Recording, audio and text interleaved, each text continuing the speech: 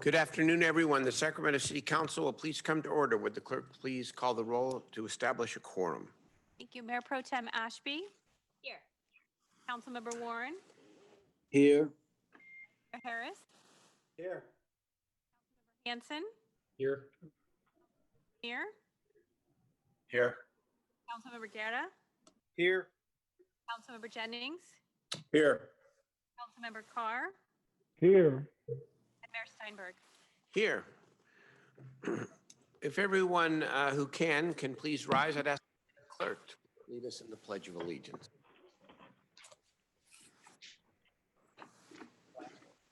United States Republic for which it Yeah, stands, you're on television. under God, indivisible. With liberty and justice for all. Welcome to the members of the public. We have a pretty Why don't you packed take a seat over here? this evening, afternoon and this evening. That's your Yes. grandson, Larry? I'm sorry. Yeah, my grandson is sitting in with us. He wants to make sure the meeting goes smoothly. Welcome Larry Carr's grandson here. Noah. Okay. Let us begin today with the consent calendar. Are there any items that members would like to take off the consent calendar or have discussed You separately? should take off. Move approval with a comment. Read into the record regarding item number 17. There's an amendment to the resolution. In section 2, the dollar amount, we will cross out 1,400,000 and it should be 1,500,000. And that's section 2 to the resolution as amended. Okay, thank you. I have a comment also on 19 when you get there. I don't want to pull it, I just have a comment. Go ahead, Councilman Chenier. Thanks. So this is a workforce development recovery program. And first of all, I want to thank Mike and Christina Pallone for the amount of work that they've done on this, getting all of these proposals into shape and moving forward for $10 million worth of workforce development is a large task that they've done really well. The council had, at my suggestion, had put a goal of 25% of those funds being used for development, workforce development for young people. I'm not sure that we quite made that. I don't want to hold this up. It was 15% of youth programs only, and then some percentage of, I think, 10 or 11 other proposals that were for all folks, and so some could be youth. And I just wanted to see if we can provide some direction that within those proposals, we really try to emphasize a significant amount of the youth piece to get as close as we can to that 25% overall. Okay. Mayor, Yes.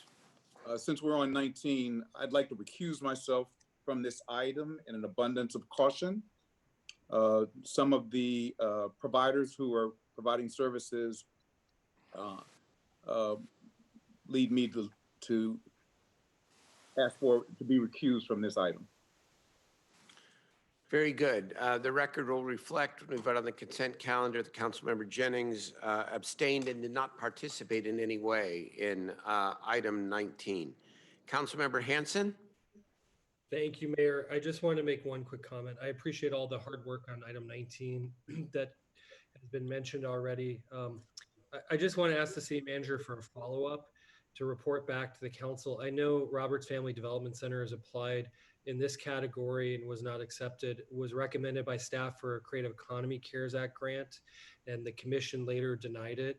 And I'd just like the city manager to look into why the Roberts Family Development Center has not been allowed to participate in these CARES Act grant requests. And I would second that as well. Thank you, Steve. Okay, I will provide an update to the council on that. Please, thank you. All right. You know, kudos to the city staff, the economic development staff on not only item 19, but all of these CARES items.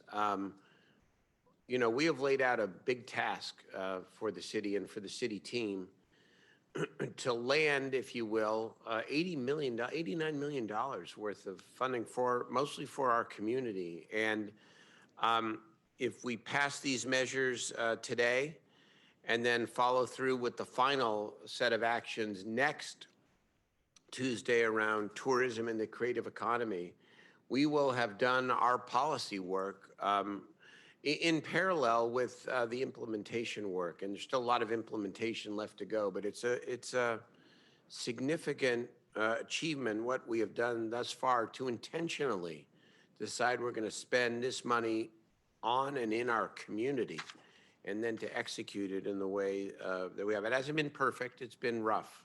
It's up and down, let's be honest, but it's, I think, overall a great piece of work.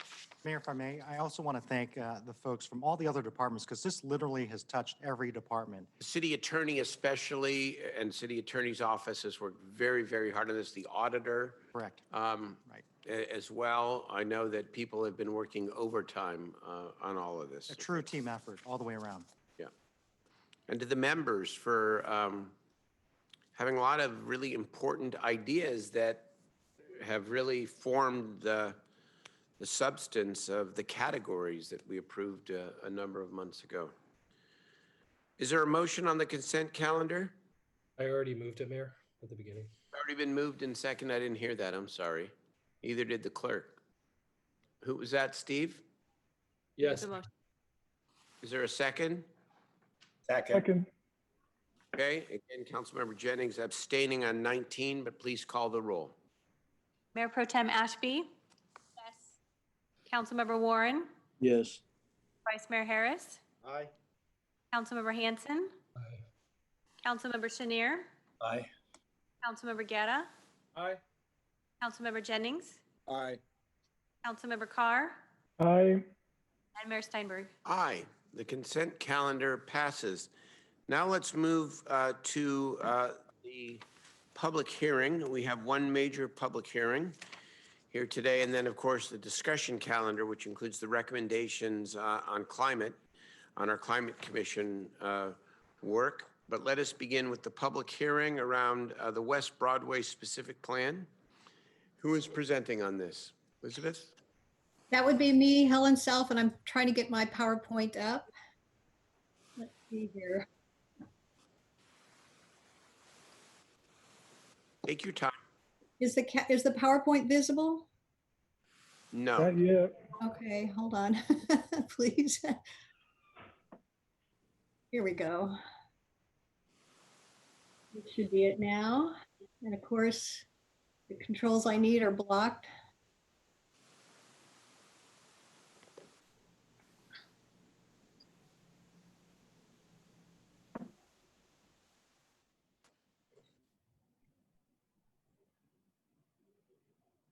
Okay, good evening, Mayor and council members. I'm Helen Self, Community Development Department, Long Range Planning. About 3 years ago, City Council directed staff to prepare a specific plan to guide the integration of new development in the West Broadway area. Tonight, I'm pleased to present the West Broadway specific plan before City Council for consideration. If it's adopted, the plan will guide the design and development of the area for the next 20 years.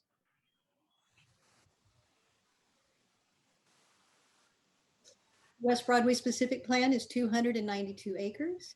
It's generally bounded by the Sacramento River on the west, Highway 50 and Broadway on the north, Muir Way and 5th on the east, and 4th Avenue on the south. Because of its industrial past, the area is characterized by a patchwork of large, poorly connected parcels with disparate land uses such as large industrial sites and housing complexes.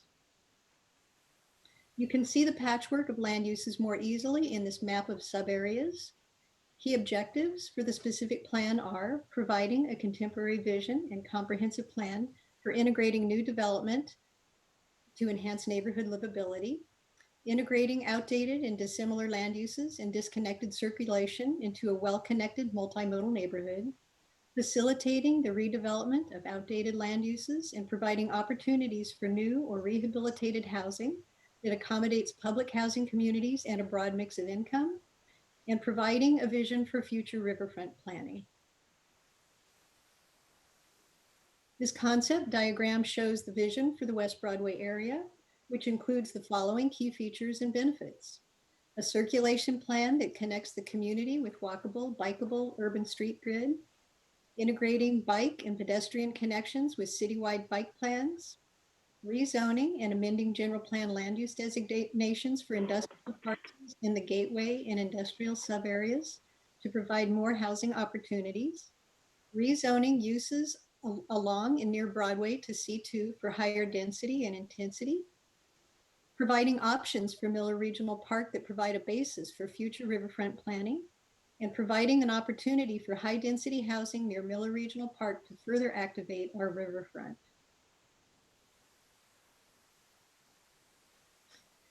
Key livability benefits include establishing urban design concepts to create a distinct identity for the West Broadway area, providing development and design guidelines, excuse me,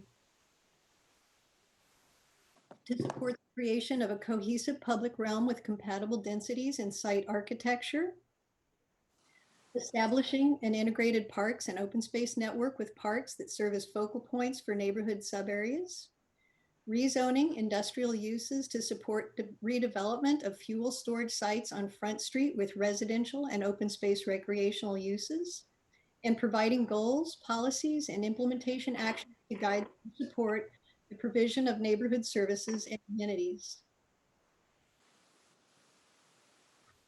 Supporting documents for the West Broadway specific plan include the EIR and Public Facilities Funding Strategy. These documents provide additional benefits, including streamlining the review and improving predictability for housing and mixed use development projects. The Public Facilities Funding Strategy provides improved infrastructure predictability for developers. We've identified traffic improvements to support efficient vehicular, bicycle, and pedestrian circulation, as well as how to fund them. And another benefit of having an adopted specific plan and a certified EIR is that it provides documentation for the city or SHRA to show potential funders that there's official support and policies in place to build affordable housing. And it can also improve the eligibility of riverfront improvements for grant funding.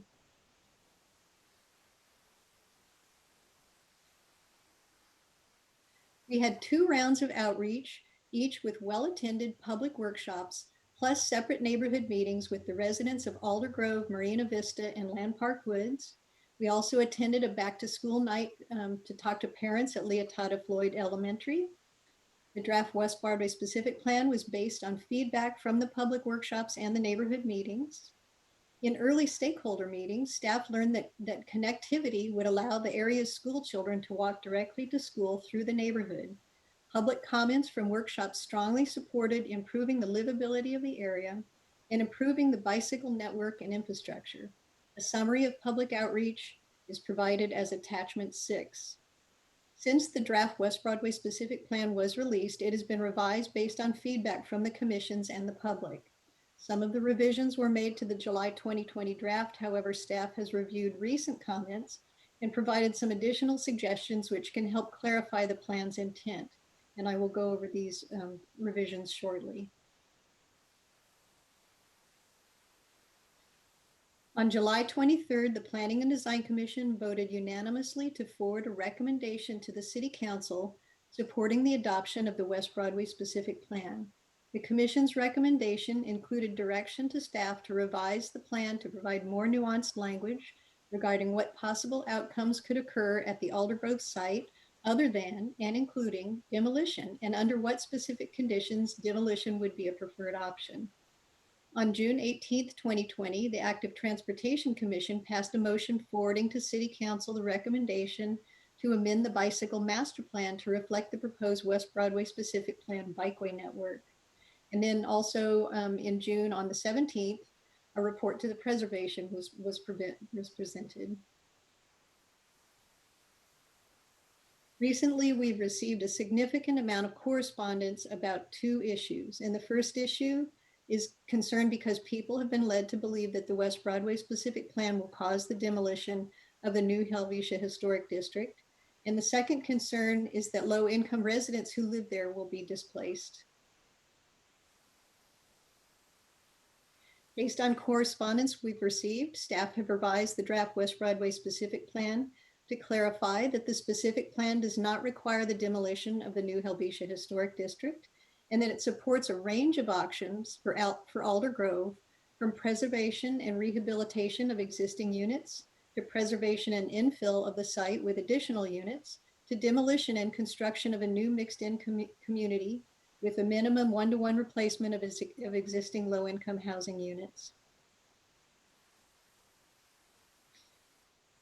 In response to public concerns and Planning and Design Commission recommendation, staff have suggested adding the following policy to Chapter 5, and this is policy HR 1.6, and that would be consistent with HUD regulations and the City of Sacramento 2035 General Plan Policy HR 2.1.15. Demolition of the new Helvetia Historic District is permitted only if rehabilitation of the resource is not feasible. Demolition is necessary to protect the health, safety, and welfare of its residents, or the public benefits outweigh the loss of the historic resource. A description of these changes can be found in attachment 37 to the report.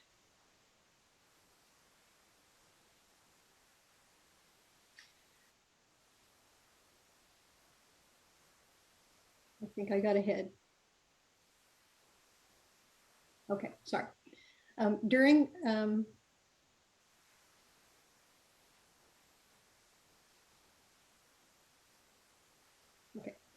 early public outreach, many people expressed a desire to see the living conditions of our public housing residents improve. The intent is to provide a vision in the West Broadway specific plan for quality housing and neighborhoods for the low-income residents in Alder Grove and Marina Vista. The West Broadway specific plan prioritizes changes that would improve the living conditions for low-income residents and provides options for SHRA to either repair and rehabilitate the existing buildings as is currently planned, or if that's not feasible, to provide an updated and connected mixed income neighborhood that would welcome both low income residents while also providing additional workforce housing opportunities. Staff has reviewed recent comments and has made some suggestions to policies to clarify the intent of the West Broadway specific plan to protect our low income residents.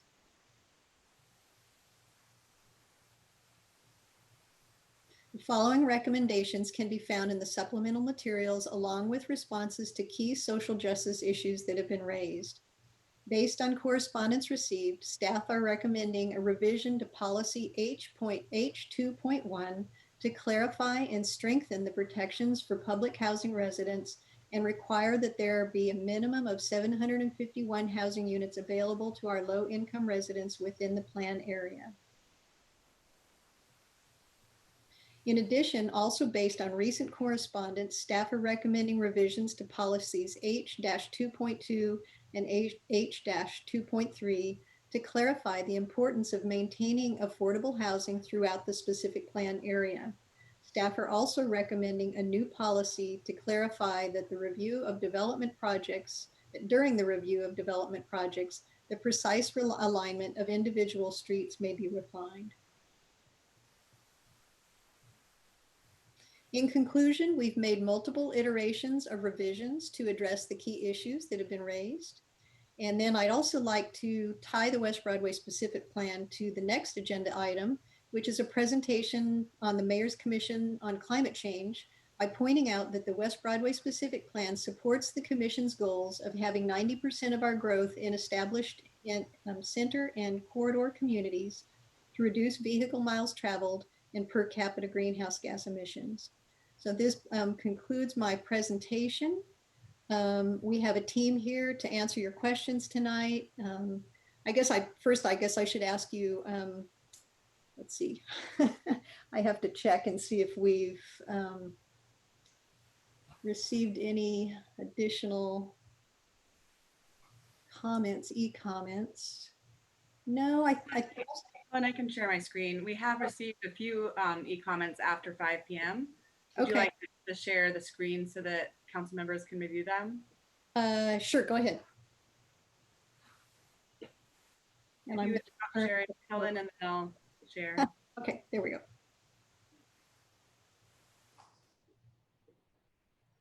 So I'll just allow you a moment to read through them. We've got just a few that came after 5.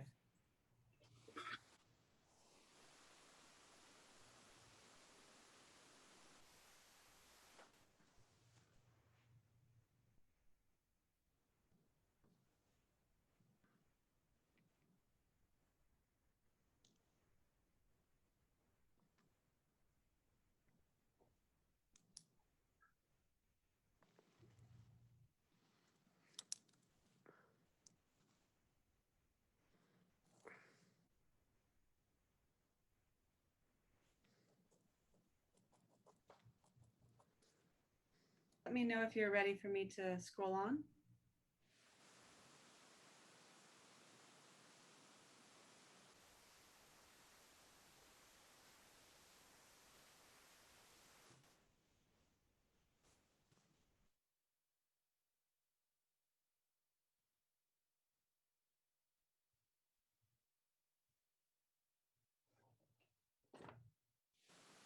Up a little bit more.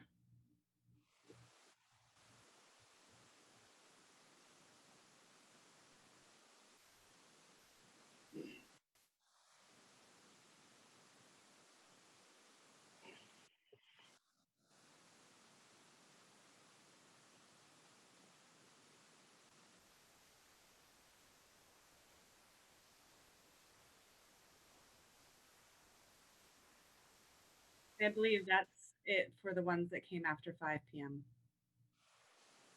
Thank you, Elizabeth.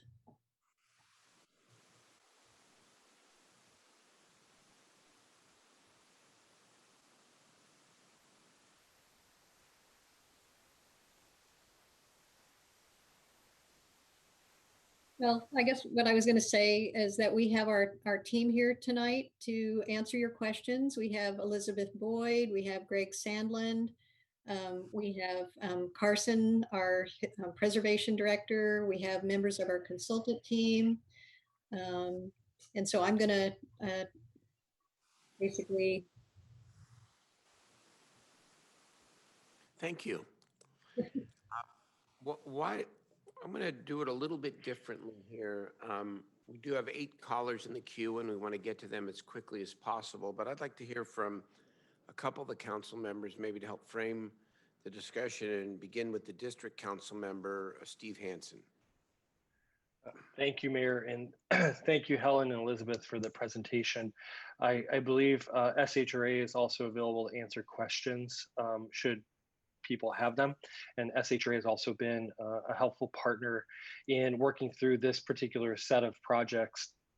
And I apologize if I cough, I have a little bit of a head cold.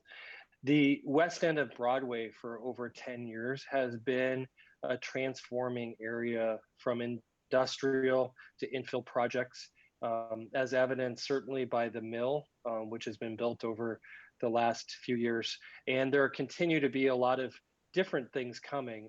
In the West Broadway specific plan, while there was a lot of discussion tonight about Alder Grove, in particular, the public housing site on Broadway and Mirror, the plan includes the contemplation of a future Broadway bridge, the removal of the oil tanks at the west end of Broadway, similar to what West Sacramento has done. It includes a future vision for Miller Park, as was discussed, as well as to help guide some of the policies and procedures that will happen when projects come in. This is a plan, this is not a project. But I think it's helpful just to remember that in 2013, the city received a federal Choice Neighborhoods Initiative grant under the Obama administration to begin working, $2 million to begin working with the residents, as well as other stakeholders, the residents of the public housing sites, to replan the area. That process was about a 2-year-long process. It involved a trip with residents from public housing in our community to other projects in the Bay Area, and then also to LA, to see what these transformations could look like. And ultimately, though, the Choice Neighborhoods Initiative plan, which was finalized in 2015, while the federal government no longer is funding plans like that, that became the basis for this long-range opportunity to look at the area west of on the west end of Broadway to begin setting our city policies. I know that there has been a lot of concern for the residents, and I will tell you that our city SHRA, as well as many other partners, have done a lot of work to try to invest in the current residents as well as future residents. But I think that there's still more to be done. Through SHRA, we implemented the Promise Zone designation from HUD. We were able to bring the Jobs Plus program, which helped residents in public housing at Aldergrove and Marina Vista receive job training and job placement. We brought the Our Community Car Share program, which is a low-cost electric vehicle car sharing program through the Air District. We were able to work with the Sierra Health Foundation, thanks to a lot of work that Mr. Carr did to bring the Black Child Legacy campaign through the Urban League and the Roberts Family Development Center to Marina Vista and Aldergrove. We've worked closely with the school sites to help them with access to new programs for the children, particularly at Leotata Floyd and Health Professions High. Those include City Year. Mercy Housing has invested over a long period of time in the neighborhood as well. I also think that it's probably clear to folks that the long-term disinvestment of the federal government into public housing, which started really in the late 70s, early 80s, and has trended further and further away from supporting public housing, has led to the decline of these particular units. And that is a big part of the concern over the long term for the residents here. The opportunity before us is through this planning process to align what could happen in this neighborhood with our policies. Our policies being around Vision Zero, complete streets, to ensure that the transportation network connects, to ensure that we're supportive, not just of the Climate Commission report, but many of our other policies that focus on infill transit-oriented development, also consistent with the SACOG blueprint, and to support more affordable housing. The Choice Neighborhoods Initiative plan, as encapsulated here, requires that every unit of public housing be replaced at least 1-for-1 on site, and that more affordable housing would be mixed into the sites. Those are very significant goals and objectives. And part of the biggest challenge is that under the current administration, many of those good policies that would invest and help direct that investment into low-income communities like we're talking about here, those have been derailed. So it is unlikely within the next 10 to 15 years that there will be any phased redevelopment or transformation at the Marina Vista Aldergrove site. SHRA has in fact planned to put these units in the Rental Assistance Demonstration Project, or RAD, in the next few years. We're only allowed to place a certain number of units in at a given time, but that program will allow the units to be renovated, somewhat brought up to code, current modern standards. Some of the units don't have air conditioning. Some of the units have very poor plumbing and electrical. Many of the units need deep reinvestment and renovation. And while we work on this long-term vision, this immediate response that we need to do to help the residents there now is already underway. I think that there are a variety of other things at play here, and it's probably not unexpected, but there are some neighbors who have long advocated that we get rid of the public housing altogether. This plan does the opposite of that. This plan retains the public housing and brings more mixed use, affordable, and senior housing into the project. I don't know if beyond the mayor and I, but we received emails week after week for over a year from one particular neighbor who wanted us to go out and tow and ticket residents who parked on the street in front of their house. We did not do that. We in fact did the opposite, and we changed those parking restrictions so that residents could feel safe parking in front of their house, despite what some of the neighbors may have wanted. Those workshops that Helen talked about, they're extremely well attended by residents of the Marina Vista Aldergrove site, adjacent community members, as well as key stakeholders from the bike and walk community, as well as the environmental community and social justice advocates, and they all had a hand in forming this plan. It seems like some of the key concerns here, in addition to the displacement, are the preservation of the original buildings at New Helvetia, built in the 1940s. And that piece of the project was submitted for federal historic district designation a few years ago, and it's also on the state registry. I think that despite the fact that many of the emails we got were opposed to demolition, quote unquote, the people behind that effort asked us to embrace a plan that still would demolish 47% of the buildings under a plan put forward by a coalition called the Nathaniel Colley Coalition. And in the end, it's not clear that we're going to demolish any of the buildings because there is no project. However, it is clear that in the future, these conversations are going to have to continue. And whether it's the Colley Coalition plan, which is feasible under the proposal before us, an alternative plan that changes the site only through renovation, or something else, this plan encompasses all of those options. I think as well, it's clear that as many of you have probably learned about the great giant Nathaniel Colley, who moved to Sacramento in 1948, became the first, if not one of the first, Black lawyers here in town, was aided in joining the bar at the time by Anthony Kennedy and others, later testified in favor of Anthony Kennedy in 1987 in front of then Senator Joe Biden's Senate Judiciary Committee. Nathaniel Colley had a legacy far beyond Aldergrove, or New Helvetia, as many people have called it, which prior to housing being here was a cemetery that was disinterred to build housing. Nathaniel Colley was an advisor to John F. Kennedy. He was very involved in the national NAACP. In my office, I have a beautiful banquet brochure from 1968 where he was being honored by the national NAACP for his work.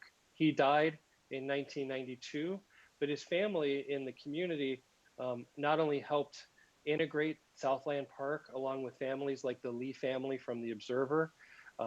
We are working on a historic designation for his house and for his office in Midtown.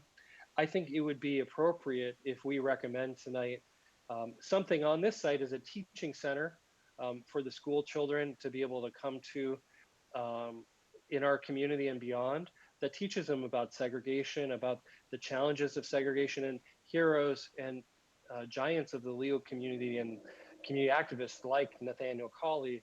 But I also think that that is only one piece of how he should be recognized for his tremendous legacy. His papers and records are donated to the city archives. And what I'd like to suggest tonight is that we do a few things as we open this public hearing. I know we can't close it yet because we still have the public comment and the others, but to adopt this plan and add a couple things here as direction to city staff. One is to incorporate the HUD rules related to public housing that are best practices in our local policies. Recently, the federal government repealed the affirmatively furthering fair housing policies. The state has embraced them. I think we should also embrace them at the local level, as well as other best practices to ensure the residents have appropriate outreach, support, including the ones that Helen read into the record, which is relocation assistance, right to return, one-for-one replacement, and other important policies. I think that it is likely that regardless of what project comes forward, this district is going to be treated as a local historic resource, even though it is not on our current historic register. So I believe that it is important to add the district to the register so those processes can be followed, just like the federal 106 process that we'd have to go through to change this historic district.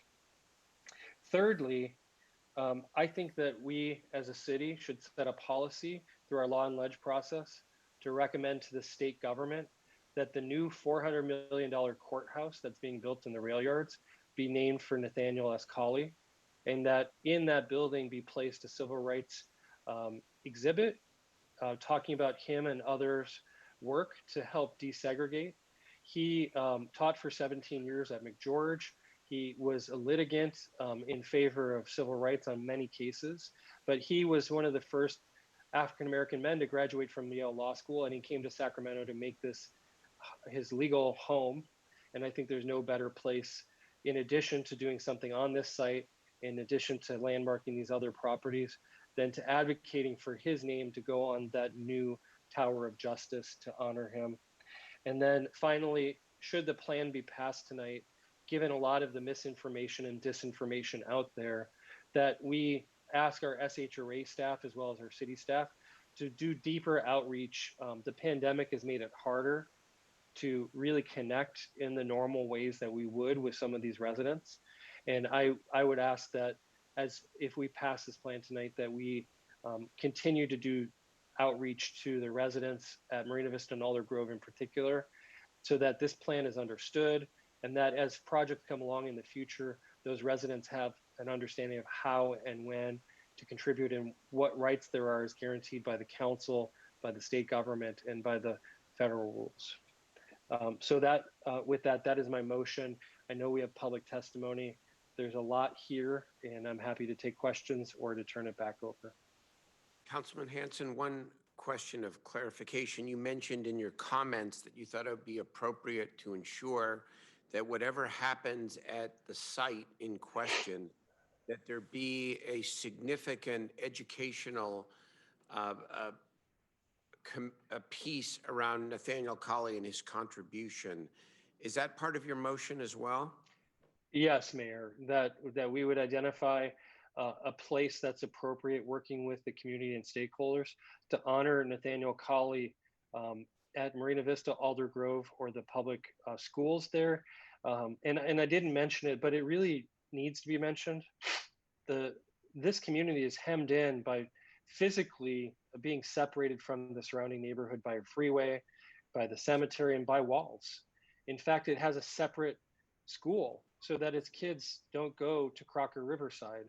I think that we also have to work with the school district to try to break down some of those barriers that prevent kids in these public housing sites from being able to go to Crocker Riverside, which is less than a mile away, and to really begin to disassemble some of this systemic racism that has led to policies that honestly are in front of us now, and we have a chance to make significant progress on. Okay, but your motion includes a commitment to a Yes, it significant does. educational center or some other appropriate contribution to the life of Nathaniel Colley at the site. Yes, Mayor. Okay. And Okay. I'll second the motion. Second, the motion has been seconded. Very good. Councilman Warren, I know you have a comment or question. Go ahead. Yeah, I, as much as, I want to be respectful and know that development is needed in our city, new housing stock is needed in our city. I say wrong project at the wrong time. The burden that will be borne by this project moving forward is going to be a major displacement issue for African Americans and people of color and lower income people. It is inconclusive what will happen to the people that live in this project currently. There are no guarantees about if any of them will be able to come back or even find housing. There's some 23, 4, 5,000 people on the waiting list for housing right now. These people will, I've not seen anything that would assure them the ability to even be in Sacramento, let alone in this community. And then let me just say, from a historical perspective, it's a major slap in the face to a legend in our community, was one of the pioneers for desegregating housing in this country. This project was one of the first legs for that. And to think that we could just go in and tear these units down and somehow a statue or some monument is going to replace the legacy of a pioneering African-American man that was a pioneer for the country. It's a tremendous loss for the city of Sacramento, let alone Black people. Again, it really, to me, demonstrates the lack of understanding, cultural sensitivity. You know, this project, had it been vetted more, had people been able to be included, I think even myself, even Larry and Rick as African-American men, we may have a different, and I don't know where they are in this discussion because I've not spoken to them. But we might have a different perspective than our councilman that's moving this forward, or Mr. Chenier that's second the motion. I think it's a travesty. It's a travesty that we were not even consulted about this issue. Maybe Rick and Steve were. I mean, Larry were. Maybe they were. I was not. And this again, where in Sacramento do we have landmarks that were of significance that African Americans, to demonstrate their contribution to our city, to our state, and to our country? Can any of us name any of them? We know about this one. I would mind say that this is probably the most significant contribution just about of anybody in modern times in the city of Sacramento, Black, white, or any other race.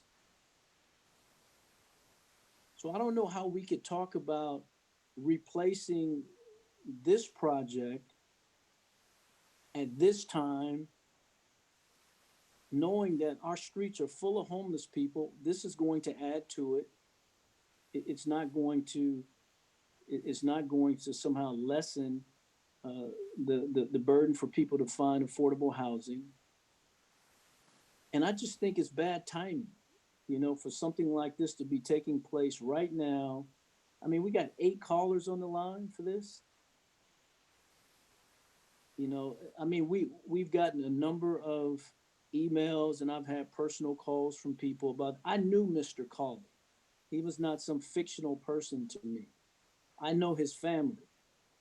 They are dear friends of mine. In fact, Mr. Cawley represented me when I was a teenager very successfully. And I just see this as, you know, and I mean, mind you say, I know we all have our biases. I know Steve has been a staunch advocate for LGBTQ issues and that, but you know, I just would have a hard time believing that this would be somehow reduced to some monument.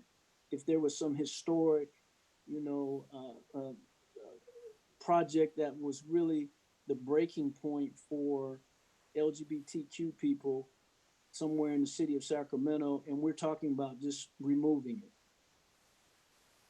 You know, I mean, the council will do what they're gonna do. But this, to me, is another example of the insensitivity of our city as it relates to people of color. We see it in law enforcement. We see it in employment in the city of Sacramento.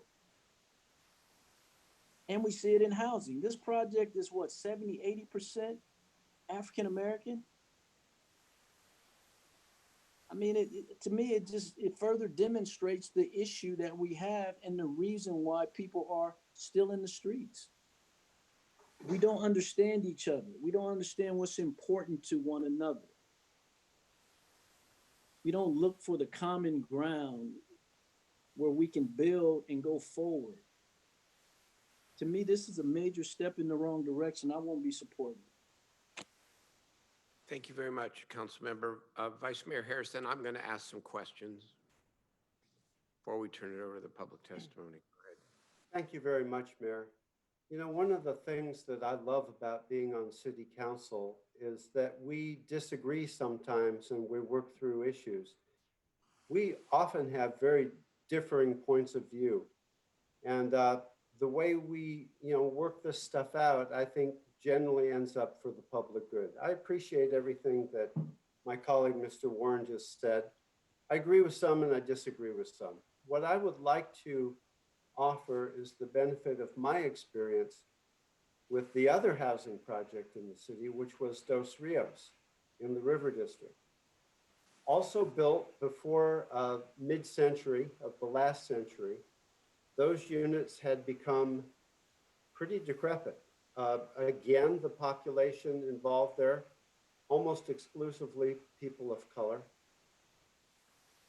And, it became Twin Rivers and now it's called Mirasol Village. I would say this, having worked with that population through displacement, SHRA did an outstanding job of locating all of those people, and they were a tight-knit community. Councilmember Warren, I would say that it was traumatic to displace them.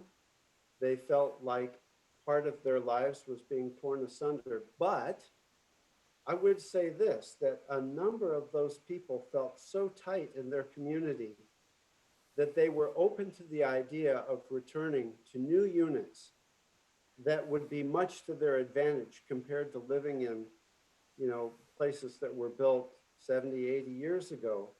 And you as a builder, Alan, I know you appreciate how places degrade, especially when they aren't maintained with public money. And as Councilmember Hanson has said, certainly the units in New Helvetia or Alder Grove and Marina Vista have been sorely neglected.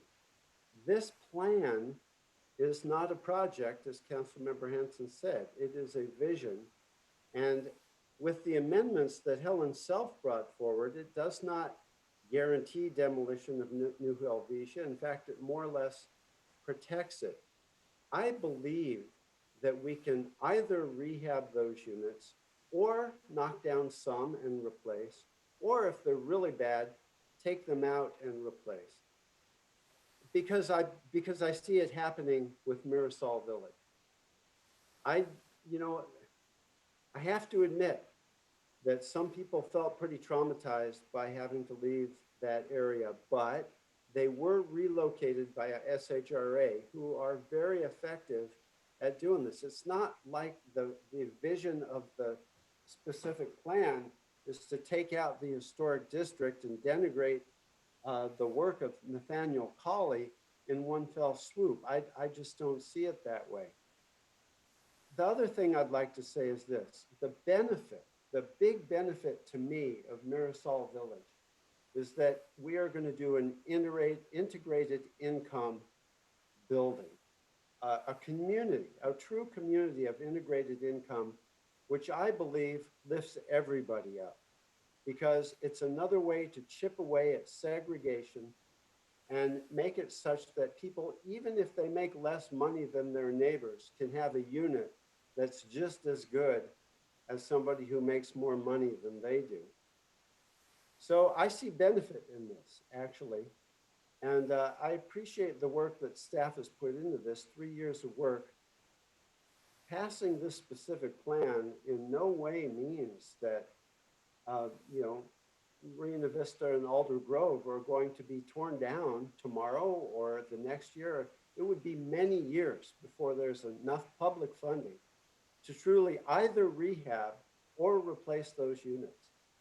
But the vision of this plan has a lot of amenities that I think would lift up the life of everybody who lives in that area. There's a lot of benefits here, and I'm appreciative of the work that my colleague Steve Hansen put into this, and staff as well. Thank you, Helen, and everybody who worked on it. Because of my experience with Mirasol Village, Dos Rios, I feel optimistic about this. I have to tell you, those units really, really need help.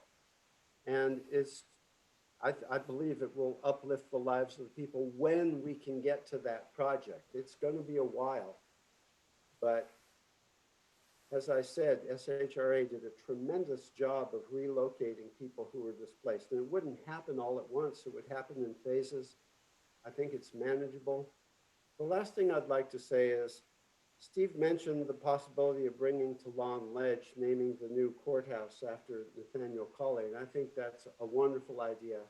And I would look forward to that coming to Lawn Ledge. I think it's a very appropriate tribute to a man who truly was the face of fighting for civil rights in Sacramento at a time when it was volatile and it was difficult. And he was a very significant contributor, to the advancement of colored people in Sacramento. And that is the truth. And I think it's a very suitable tribute.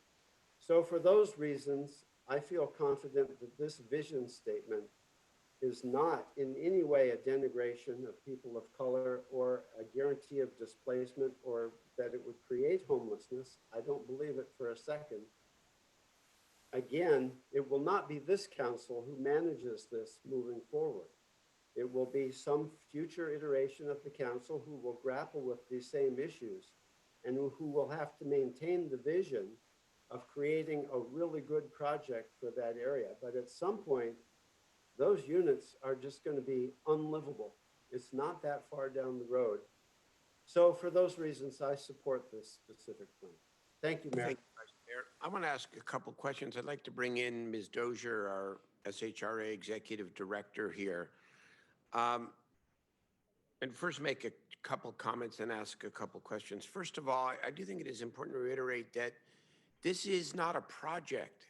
This is a specific plan. It may be years before there's a project. And if there's a project that is consistent with what some of the critics or skeptics believe is a better project, then that will have every opportunity to be the project. A lot of this depends on economics and the right timing.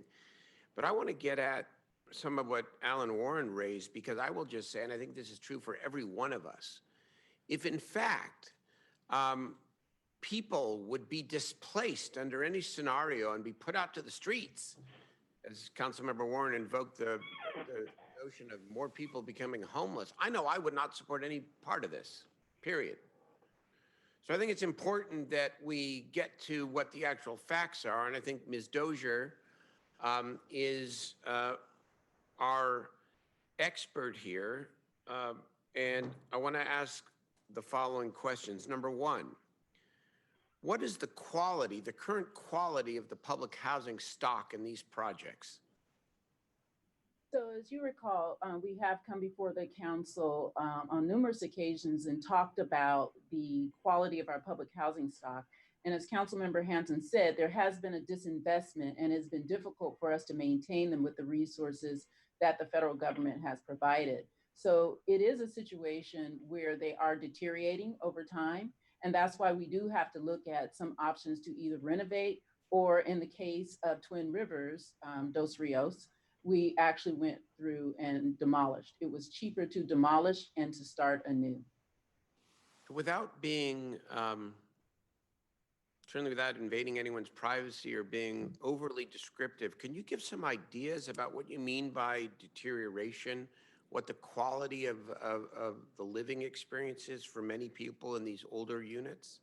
Well, because they were built in the 1940s and 50s, they do not come up to our current standards and codes. For instance, the doorways are too small. If you're in a wheelchair, you cannot even make it through the doorways. The stairs are not to the same standards, so it's very difficult if you're in a unit that has is a townhouse to get up and down the stairs if you have any type of disability.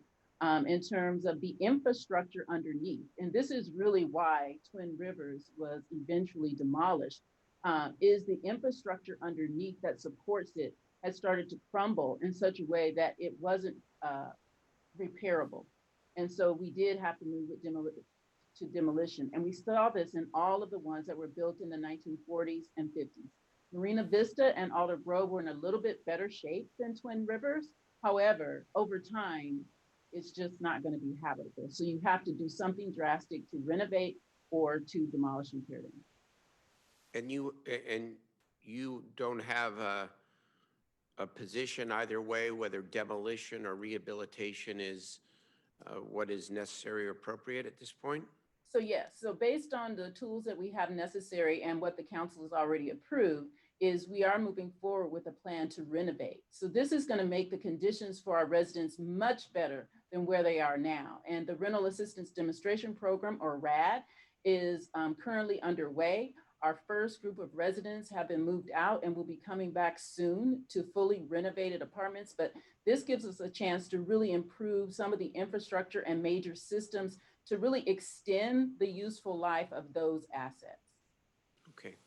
Can you please clarify the policy on displacement, the right of return, and whether or not what we are doing today, what we're being asked to do in any way weakens that policy? And maybe to ask it in a different way, how is that policy that you're about to describe actually enforceable? Well, if you will, well, you may not recall because many of you were not on the council. Back in 2007 and 2008, we came forward with an asset repositioning plan. As a part of that plan, you adopted the guiding principles that there would be one-for-one replacement of all assets. This is also a requirement of HUD. So HUD will not allow us to come in and to make anyone homeless, to make sure that they have housing. And in fact, in Twin Rivers, they were very helpful. They provide us with additional resources to ensure that we had relocation services necessary. We worked with every single family to make sure that we found an appropriate place for them. And we did not even begin to move forward with any type of major transformation until all families were relocated, which is the requirement from HUD, as also is the requirement from the city council in terms of moving forward with any type of major renovation or plan for public housing. The specific plan, as I've read it, envisions the potential of over 3,000 additional housing units. Is there any scenario, given what you just said, where there would be a net loss of affordable housing as a result of either the rehabilitation or a demolition of any of these units? Absolutely not. That has never been the policy of the council in the past, nor would HUD allow us to do that. So we have always said that we would bring back all of the units that we made any type of changes, renovations, or demolition to. So we would only, I mean, the number of units would be our base level, and then we would increase. So at Twin Rivers, there's 218 units. By the time we're finished with that plan, we'll be close to 500 additional units. It is the largest affordable housing project in the city of Sacramento. So maybe this next question may be for the planning staff, but the specific plan envisions, contemplates more units of affordable housing than currently are provided through the public housing, correct? It requires at least one-for-one replacement. So that is the minimum. It does not have a top level or other guidance, but at least the baseline is what is existing, and then more as we can make it happen. But the intent behind the plan is to build more housing. I saw that number, Yes. 3,000 plus Yes. units. So Where's the reference there? What am I remembering? So there is over the entire site, quite a few additional housing units. Some of those are in the riverfront area with the new Broadway Bridge coming through and changing over the tanks that provides an opportunity for higher density housing. So those could be at any income level. There's no restrictions on that. But throughout the site, we would expect that at least one-for-one replacement of the existing affordable housing. Mayor, the Choice Neighborhoods plan that we talked about earlier and Lachelle could speak to contemplated 1,200 to 1,800 units on the two public housing sites, of which the majority of additional units beyond 751 would be affordable, workforce, senior, or other PSH type of housing to add to the community. So that was the Choice Neighborhoods Initiative study turned into HUD and supported through the community efforts. And Lachelle can correct me if that was.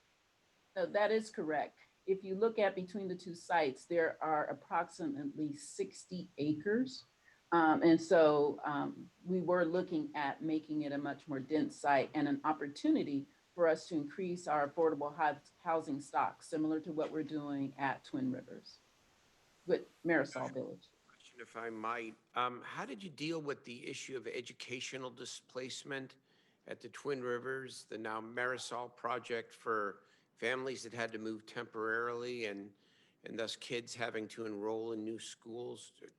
Talk a little bit about that, if you would, please. So a part of the process at Twin Rivers is that we actually have an additional consulting firm called Urban Strategies, and their responsibility was to work with every single family. So every family essentially had a case manager. The case manager worked, and there was one case manager specifically for education. So as kids and children were being moved, they worked with them to integrate them into their new schools. And the choice of where they moved was from the family's perspective. So the family could either use a housing choice voucher or they could move to public housing. But once the child moved to their new school district, the educational consultant worked with integrating that child into their new school, providing bridges with their parents and really helping them get acclimated into their new surroundings. And that was for every single family. Last question.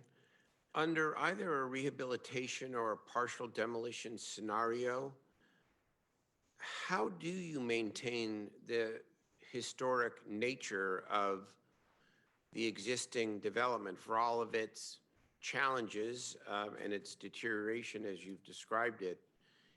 There is still a lot of history and positive history embedded in how it came to be.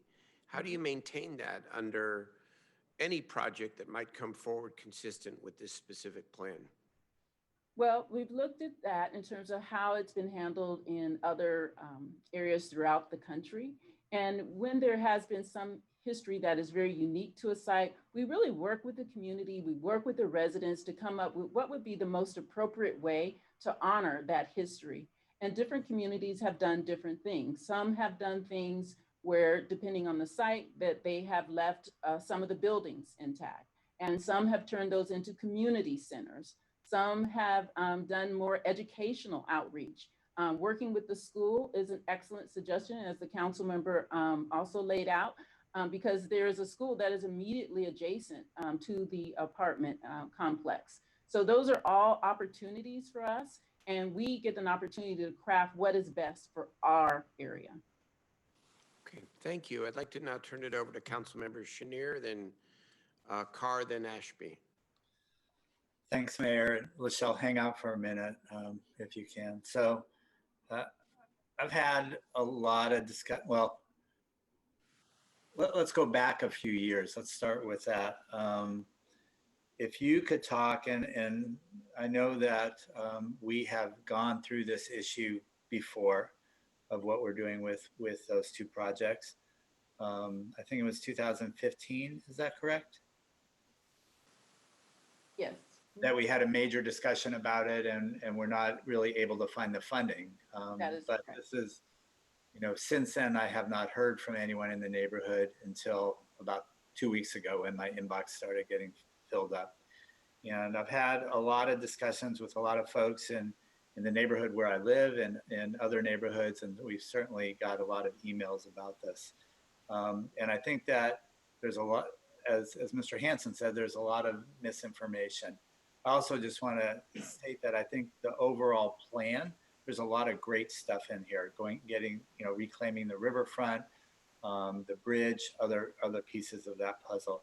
But Lachelle, maybe could you back up for a couple of years and talk about the community involvement and community engagement that SHRA has really taken care of over the last couple of years, and how you've engaged the residents in what may or may not happen with the specific plan.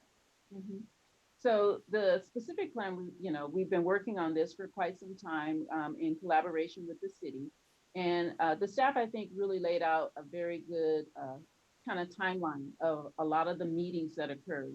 So we participated in those meetings. We had 2 resident advisory groups at both of those complexes And those were the key ambassadors within the community who were attending the meetings.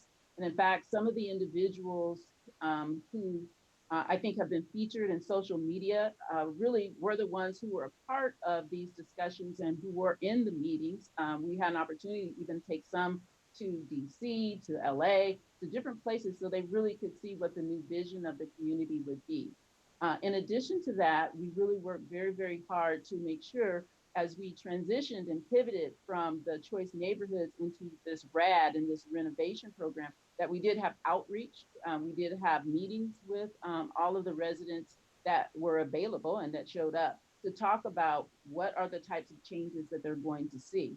I think what has happened is that so much misinformation has come out that even those who were in attendance at those meetings have felt that maybe something has changed and that the information they received previously is now something different, and that is just not the case. And if the council approves the plan, and I want to stress this also, that this is not a project or a specific project, it's not going to affect people today or tomorrow, but how would you do community engagement going forward? I think thank you for that comment, because one of the things we're starting to work on immediately as a result of all of the feedback and everything that we have heard in just the past few days is moving forward with a plan to really start to walk through exactly what is going to happen as a result of this plan, trying to use other types of communication formats. I mean, we are still in the middle of a pandemic. We are still trying to manage through how we deal with people in a very remote situation, and using some of the new platforms, Facebook Live, social media, anything that is available to us to get more of that message out. And so depending on whatever is approved here, whether it's positive or not, we are still going to be meeting with residents and trying to figure out a way how to do that and move forward so that they understand the components of what is coming up and what is next. We also want to show them the work that has gone on with the rental assistance demonstration program and show them how units have been renovated. We want to make some of those residents who have gone through the experience at Twin Rivers available so that they can provide questions and answers real time so that they have all of that information. Great. And if I can, so don't go anywhere. If I could go to Elizabeth Boyd and maybe ask her to talk a little bit about the additional outreach that the city has done around the specific plan. Is it you or Helen who is the right person on this? I can talk to it. So a couple of years ago, we did go and have several different community workshops.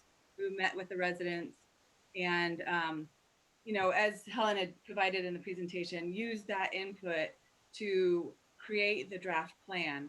I think similar to what Lachelle said is we are really experiencing a lot of misinformation and trying to catch up to that right now. And so in the last month since we had the Planning and Design Commission, we've been really trying to get the message out of what is actually affected by this plan and what is not.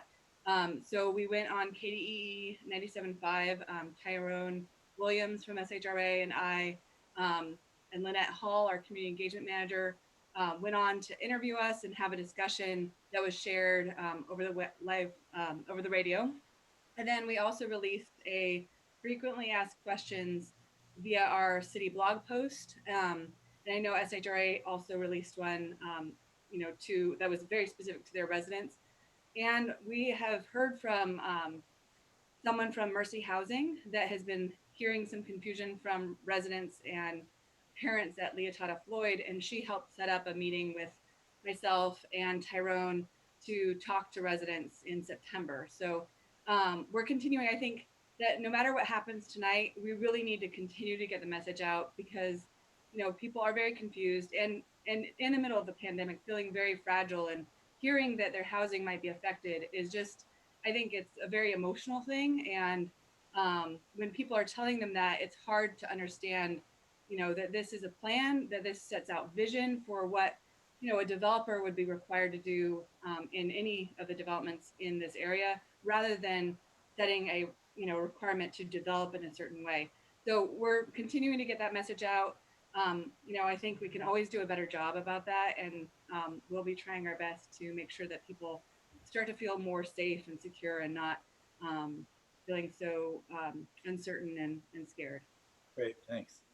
So Lachelle, could you go into the RAD program a little bit more about what you've done so far, how many units, what you found as you've done that, and what kind of timeline looking forward around doing those conversions to the RAD program?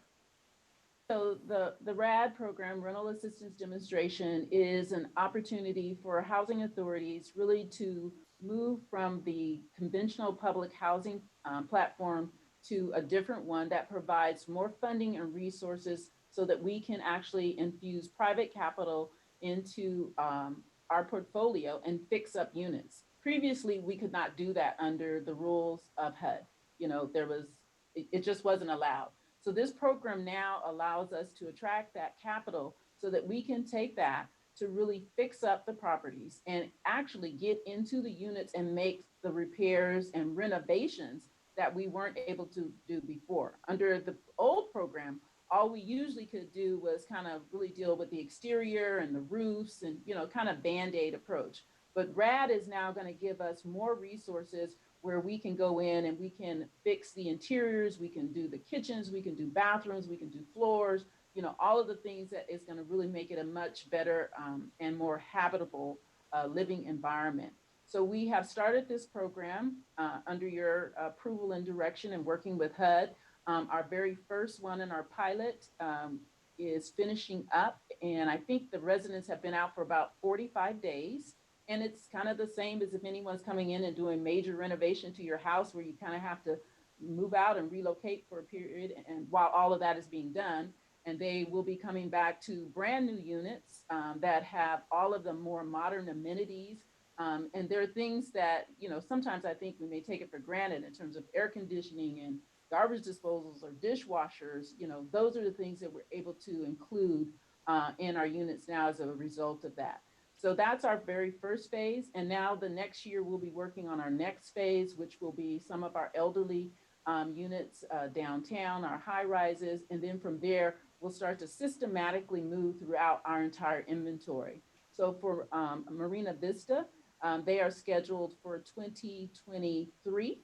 And then Alder Grove is at the tail end. It is in 2030.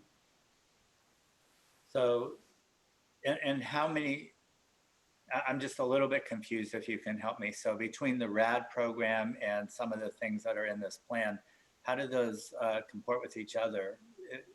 Would you be able to do the RAD program for all the 780 units or whatever it is? Or yes. is that a different piece of the puzzle? No, the RAD program, we are doing an entire portfolio conversion. Right. So all of the units throughout public housing, including Marina Vista and Alder Grove, will receive these renovations. And our entire portfolio is over 2,000 units. Right, 2,000 units total. SHRA wide, not just, but let's just focus down on the units at Marina Vista and Alder Grove. They're in a best case scenario, how long would it take you to redo the units that are there now? Assuming that they didn't need to be demolished and that you could actually rehab all of them or some number close to all of them. Yeah, they are on the schedule and they will be finished over the next 7 to 10 years. So Marina Vista, we would do in 2023. And then Alder Grove is at the tail end and that's 2030. So in between those times, we'll be doing other ones in our portfolio. How many would you do at once? So each kind of grouping is different.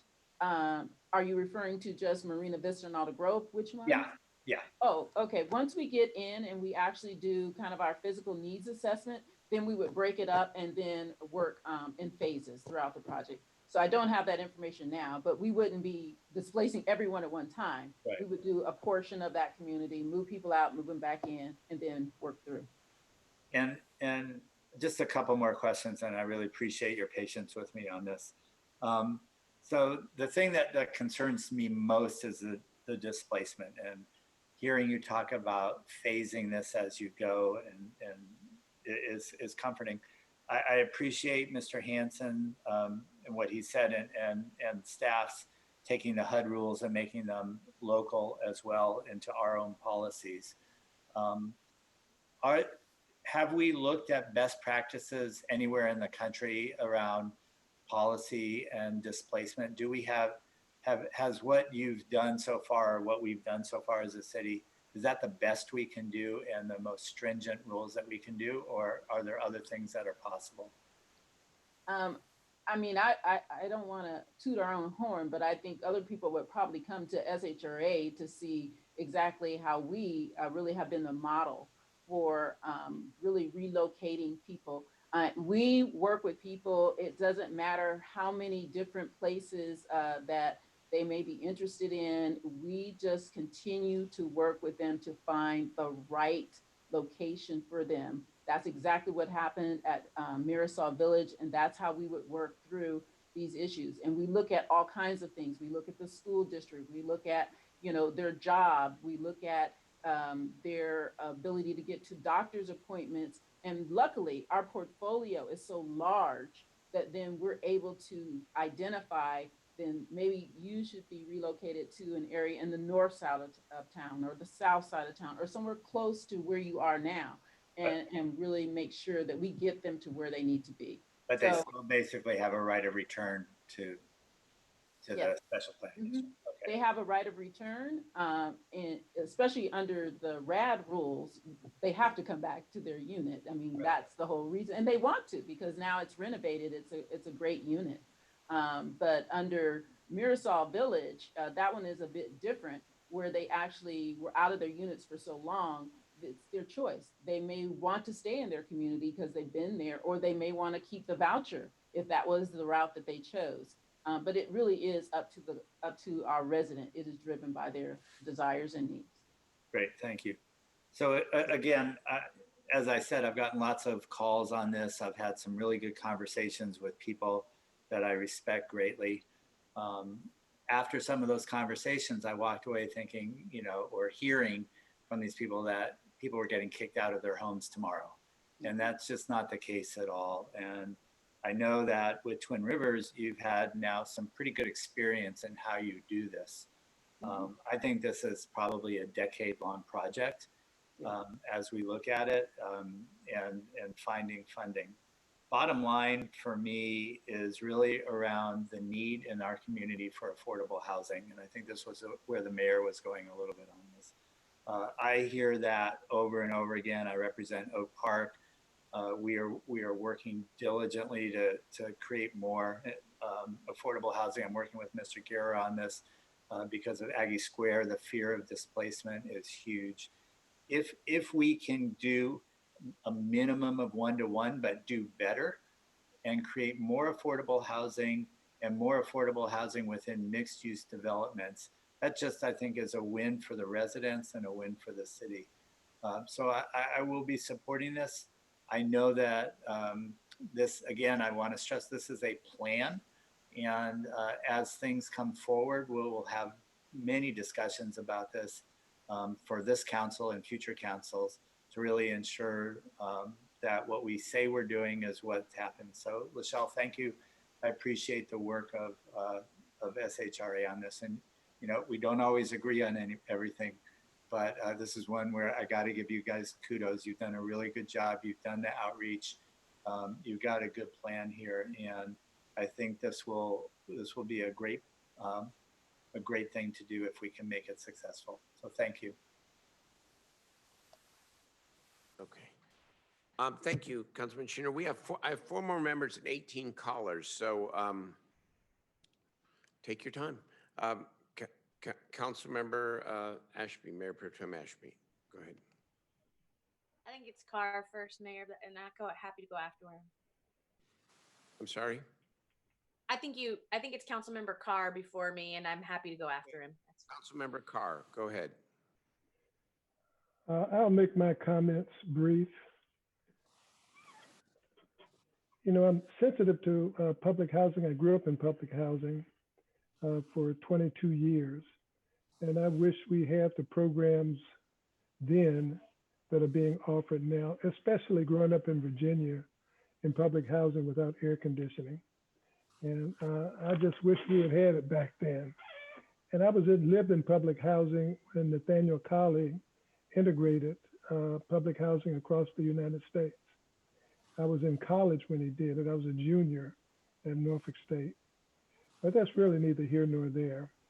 In talking to people about this subject and getting a full staff briefing, and then talking to people in the community, and especially the Colley Coalition, it just was so plain that there's a misunderstanding, that we have been, the mere fact that we have to keep repeating that this is a plan, not a project, says that people do not understand what we're doing. And I understand that there's some outreach that has been conducted, but as we used to say in the Army, 10% never get the word. And I think we can avoid a lot of pain for ourselves. Now that we have the number of people who have written, we have their contact information. Some of them may or may not live in the housing projects. And I know many of them have never been in contact with either SHRA or our staff. I think we need to take a second. Let's go back and let those people ask all the questions that they need to ask. Let them understand how people will not be displaced. Let them understand how there will be room for the Nathaniel Colley exhibit or museum if it ever comes to pass. Let them understand that there will be more housing, not less. These are the issues that people are raising because they don't understand. And it's not a hit on our outreach. It's really hard to reach people until they have an issue on the table. And when they have an issue on the table, they come out and they've come out. So let's just drop back 5. Nothing's going to happen in the next several years on this project anyway. Drop 10. Let's have contact with all of the people who have questions. I don't think the council meeting is really a good place to try to explain to people the intricacies of what's happening. That is better done in a setting where there can be some back and forth. People can be satisfied with the answers that we have, or perhaps we need to make adjustments from what we hear. But I am convinced, Mayor, I am just convinced that people do not understand what's happening. And if they understood, we wouldn't see the level of pushback that we're getting. So I would recommend, Steve, and I know you've been working on this a long time, congratulations. It's a great project. The staff has done a great job of putting this together. But let's just take a moment to let people understand before we pass it, rather than trying to make up for it after it's a foregone conclusion of the council. Thank you, Mayor. Thank you, Councilman Carr. All right, we've got Councilmember Ashby, Guerra, and Jennings here in whatever order. Who would like to go first? Thanks, Mayor. Go ahead. I appreciate it. I'm glad that Councilmember Carr went before me because I actually agree with him wholeheartedly. This feels to me like a project. Actually, it's really just a plan that is a really good plan, well thought out, really, it's the right thing to do. And we know that because we have access to all of this information and we've tracked the conversation over several years. But there is so much misinformation out there that good people are not understanding what we're trying to do. And we really have 2 choices here. I mean, we can take a vote tonight about moving this plan forward. And I would support that because it's a good plan. And then we can spend the next year defending the plan and trying to convince people that it was the right thing to do and that really no one's going to be displaced and really we're not demolishing anything, even though the word demolish is in the plan. And we can be on the defensive. Or we can proactively go after the community and explain why this is the right thing to do and how misinformation got out there and let people really understand that we're not going to make anyone homeless, that everything that we've talked about for the last hour and a half, which is all extremely positive, and we know Sacramento, we all know Sacramento, they'll love that plan. I mean, Jay laid out every detail. He asked every right question. And if everyone were listening, and they're not, we would have answered so many questions. And that's the problem. We have to take that information out. And I'm not saying that SHRA has failed to do that. I actually think they've done an amazing job. And so has the city. But, there are media reports, and we're all tagged in all of them. And I know our emails all look the same right now. And the misinformation is just run completely askew of where we are. This is such a great project. It deserves to be, celebrated. And we're going to hear it when these 18 people come on the line, because they think that they're fighting to save housing, and they think that they're fighting to save low-income housing for people who are really struggling. And if it's not that, then we need to be clear that it's not that, and not just say, yeah, well, we know best and take a vote and move on. I just don't think that's the right thing to do. I also think that a big part of the problem here is understanding the difference between a plan and a project. When you put something in the city's 20, 30 year, 100 million year plan, whatever, it's very broad and it has a lot of discretion. And that's concerning. It uses the word demolish. And yet the current project plan, as described by Executive Director Lachelle Dozier, doesn't intend to demolish anything. But you've got Malcolm Floyd, former San Diego Charger, and former Mayor Heather Fargo, all quoted on ABC 10 right now saying, why would you demolish that? Why would you get rid of that structure? He was raised there. She fought for the project. I mean, you have to answer those questions. We can't just ignore those questions and take a vote, right? We have to make sure that people understand what's going on. And we're used to projects that have specific plans where we tell people, here's how many units it's going to be. Here's who's going to live there. And this is not about that. This is not about a project. The plan is very broad and it has too much discretion. And that's why the only developer on this council is worried about it, because he knows how a project could change in 5 years and come back and take advantage of the broad discretion allowed in the plan, because it is not a specific project that's moving forward. That's the difference you're hearing between us tonight. And so I would like to ask Lachelle some just rapid fire yes or no questions that might help clarify for some people. Although I just have to reiterate, I don't think enough people are probably listening, but I think this is important. These are the things I've heard, Lachelle. So first of all, if we adopt this plan and you move forward with the project that you intend to move forward with right now, would anyone become homeless as a result of that? No. Okay. Do you plan to demolish the buildings? No. Do you plan to renovate the buildings? Yes. Do the current occupants get to return to their units? Yes. On average, how long do occupants become displaced, meaning stay in another facility until they come back to this one? On average, how many days are they displaced from their unit? Approximately, under a renovation, depending on the length and extent, about 45 days. Does the person who lives in the unit and then has to go stay somewhere else for 45 days have discretion of their own in whether or not they go to the place that you have selected? They go to another public housing within our inventory, and we work with them in terms of Can they where say no to you? Can they say no to you if you offer a place? Yes. And then what happens? We work with them to find a place. You offer them another place. Can they say no to that one as well? Yes. Okay. So you just keep going until you find them a place that's acceptable to them? Yes, but usually under a renovation, they're very cooperative because they're Okay. excited about coming back. Are there private developers adding to this project, or is this solely an SHRA project right now? The RAD is solely an SHRA project. There are no private developers. The project as it is moving forward right now, given the parameters that we have for funding, does it add units? No, the rental assistance demonstration program is just a renovation.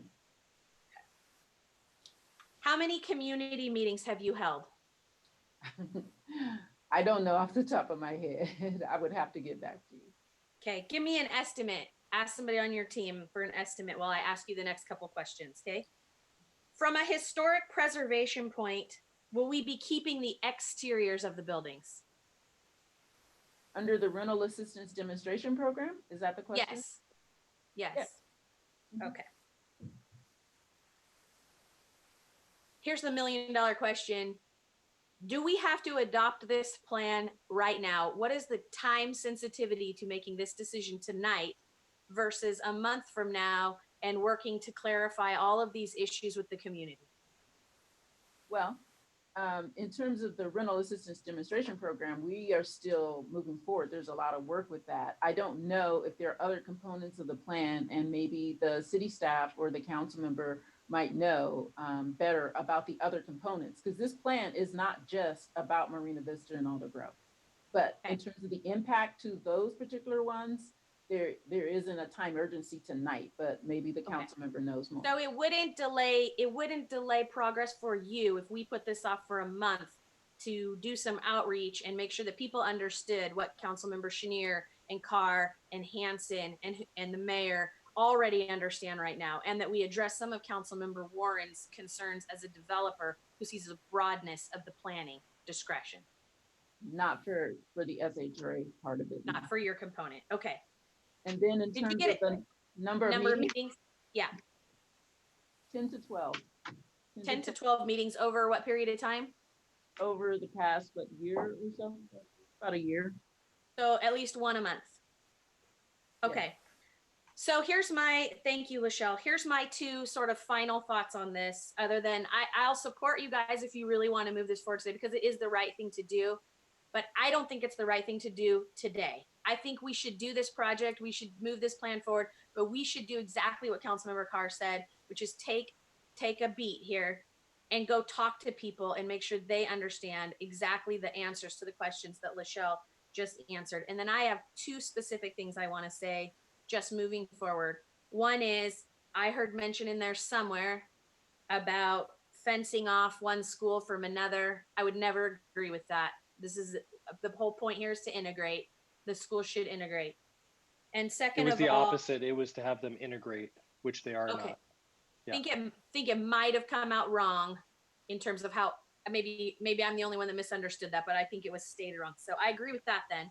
Secondly, Nathan Colley, Councilmember Carr, Councilmember Jennings, and Councilmember Warren for the last several months have been leading an effort to both honor Nathan and also to establish an African American History Museum in Sacramento. And I will follow them wherever they would like to go with that, and whatever they would like to do, I will support them and be there for them. They are the leaders of that conversation as far as I am concerned. And if there's a component integrated here, fantastic. If it includes the courthouse, which I have also heard them express an interest in, I would be happy to support them there. If it's somewhere else, if it's in multiple places, whatever those three men think, as they've been working on this for months, I will be happy, more than happy to support. And just final thought, I, like Councilmember Carr, though I was an adult, have lived in low-income inclusionary housing here in Sacramento, led by SHRA, and they do a wonderful job. And we're quite lucky to have Lachelle. I know I say this all the time, but I just can't tell you enough how fortunate we are to have that woman here in our city working on these projects. And to me, probably the most important thing is that this gets handled while she's still the head of SHRA. So I want to make sure we don't miss that opportunity. I want to make sure that we renovate these units for these families so they can have the best possible quality of life. But I also want Malcolm Floyd, who's a product of the units, and Heather Fargo, who's proud of the units, to come forward and be partners with us and understand that what we're doing is improving quality of life, making things better and not displacing people. And I just don't think we want to be a mayor and council that leave people behind. I think we want to make sure people understand. So if Councilmember Carr makes some kind of motion to move this forward, I will be happy to second it. Okay, let's hear from Councilmember Guerra, Councilmember Jennings, then we're going to get to the public testimony. Thank you very much, Mr. Mayor. First, I think I want to thank Councilmember Hanson. This was, I think, the second meeting on the council was the first time I remember seeing that And this plan has evolved and had many hearings since then, which have a number of benefits of looking at how to create some positive amenities. Some of the things that I read that the residents were looking for were places, grocery stores to walk to, parks that were safe, much needed things that improve the quality of life. And I think this plan has put a lot of those all the way to the river, not just that point. But the other thing that I heard was a lot from even my own council district on the eastern end of the city. And the positive thing I got to say about this is they were concerned about displacement. They were concerned about redevelopment coming in and replicating issues of the past. And the fact that I'm hearing that all the way on my end of the city is a positive thing, that we're moving the needle on ensuring that we have an engaged community that does not want those kind of things to occur. So I want to make sure that I respond to their concerns and their questions. So Lachelle or Helen, some of the issues that were brought up here, and I'll just read one of them here. New Helvetia is a place that many wonderful people call home, and it ought to remain affordable housing with improvements made benefiting current residents. So and I'm assuming the residents here, from what I understand, and you repeated this multiple times, I think to multiple members, not only are they going to be able to stay from a minimum 1-for-1, but they're going to benefit with current improvements. That's not the intent, but that's what will happen. Is that correct? That is correct. Great, thank you very much. And then a number of them were very similar to this question here. I got a lot of them, but New Helvetia, an important resource for affordable housing. Evicting people from their neighborhood just increases homelessness.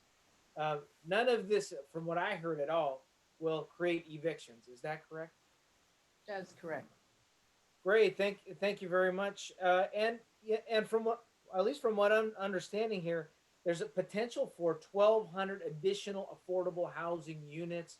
And I don't know if you said it or Helen said it, but this will become the largest. This would become the largest affordable housing initiative in the entire city of Sacramento. I think that's planning. So that is, we're providing options in the plan, but under the current, for SHRA right now, they're looking at renovation. They're not looking at adding any new units. The plan would allow that if that opportunity presents itself in the future. Our policy would allow for it. So the plan going forward provides both options. It provides not only quality housing, but also the ability for more housing. Yes, if the opportunity were to be provided. Great, I think, and then the Alder Grove component. Lachelle, did I hear you say that you wouldn't be looking at this till 2020-30, when that would be scheduled to even be into consideration? Yes, it is at the end of our renovation cycle. So just ample time when we get more focus and looking at what resources we have available. Maybe the state, maybe the federal government under a new administration decides to recommit to housing. There's ample time for the current residents to continue to be engaged in this process. And you said that I'm looking at my notes here, chicken scratch here, but you said that you've engaged many of the residents, and that some of the residents that have been in those meetings have felt now that they've received conflicting information, but that they've been engaged. Is that did I hear that correctly? That is correct. We followed up with some of the residents that appeared in some of these news stories and explained to them, and they felt, because so many people were saying that these evictions and they would be displaced was going to happen, that they started to believe that it was true. But you did talk, so you talked to residents, and I'm assuming you're going to continue to communicate with the residents and clarify those issues. And Helen, if I'm not mistaken here, policy H21 basically addresses that in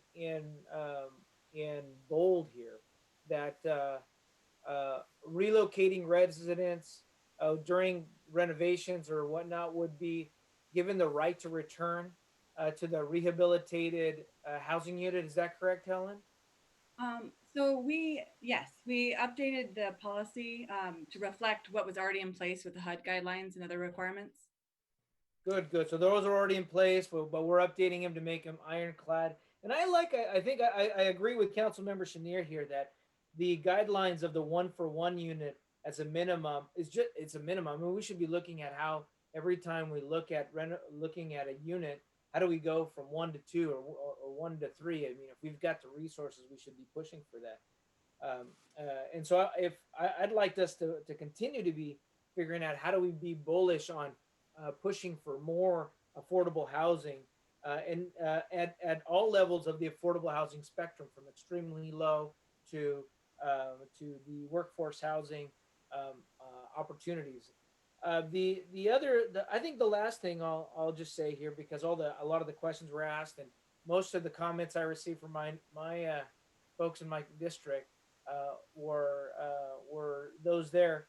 You know, I remember when I growing up, there's a lot of federal farm worker housing, cinder block, brick, two room, very cramped housing units for migrant farm workers.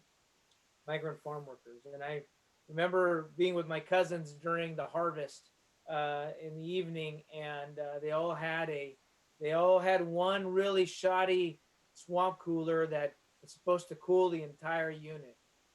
And if anybody today is suffering through that, and if any of our affordable of our housing units have that shoddy unit when we have poor air quality and high heat, it's a miserable situation. And we must be striving, I think, every single time, every opportunity we can, not just to have more housing, but quality housing. I mean, though that level of quality every day, that is an impact on the soul and the hope of people who are just trying to make ends meet. So, you know, I'm glad that we're pushing aggressively on the RAD program here, because, the fact that we're providing a roof over one's head is one thing, but the quality of it, the dignity of it, I think must be something we move forward. And I believe that this plan is striving for that.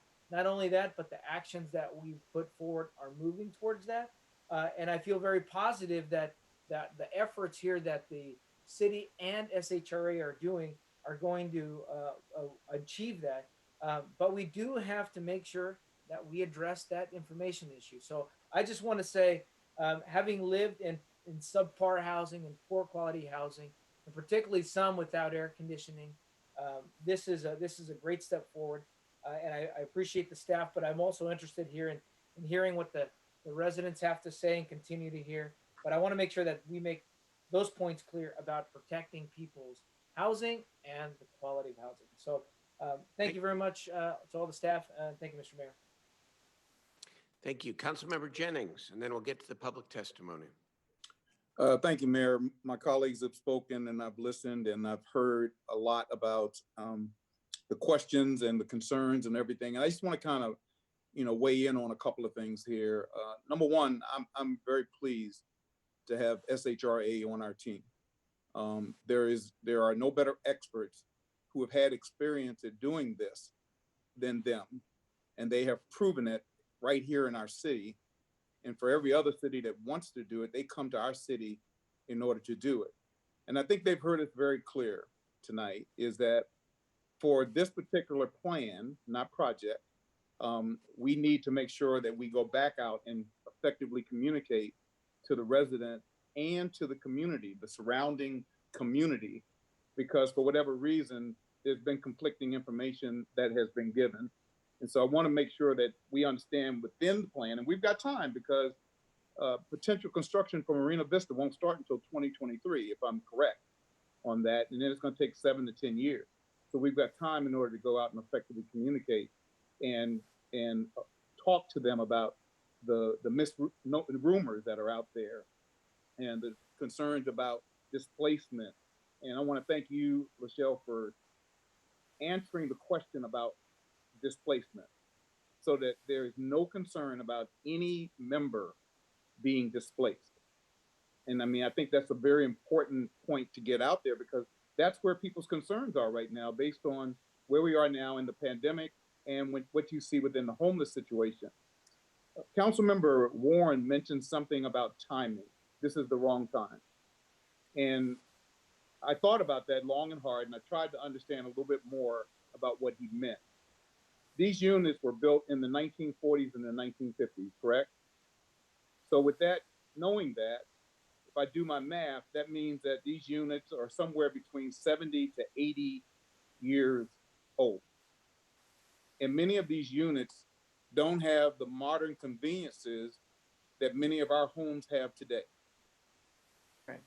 As a person who has been in this house that I'm in right now, with the air conditioning not working for the last 2 weeks, I can only imagine what it takes, what it's like to live in a house where you haven't ever had an air conditioning in your house, and it needs to be upgraded. So for me, the timing is we should have done this long time ago, but I'm not going to say we shouldn't do it now because I can't go back in the past. I can only focus on where we are right now. We need to do the physical need assessment of every single unit and figure out what kind of renovations are needed to bring them up to code. And so I'm confident that we're going to do that. You've also answered the concern about affordable housing, that no one will lose their housing, not one person. But there could be an opportunity to create more.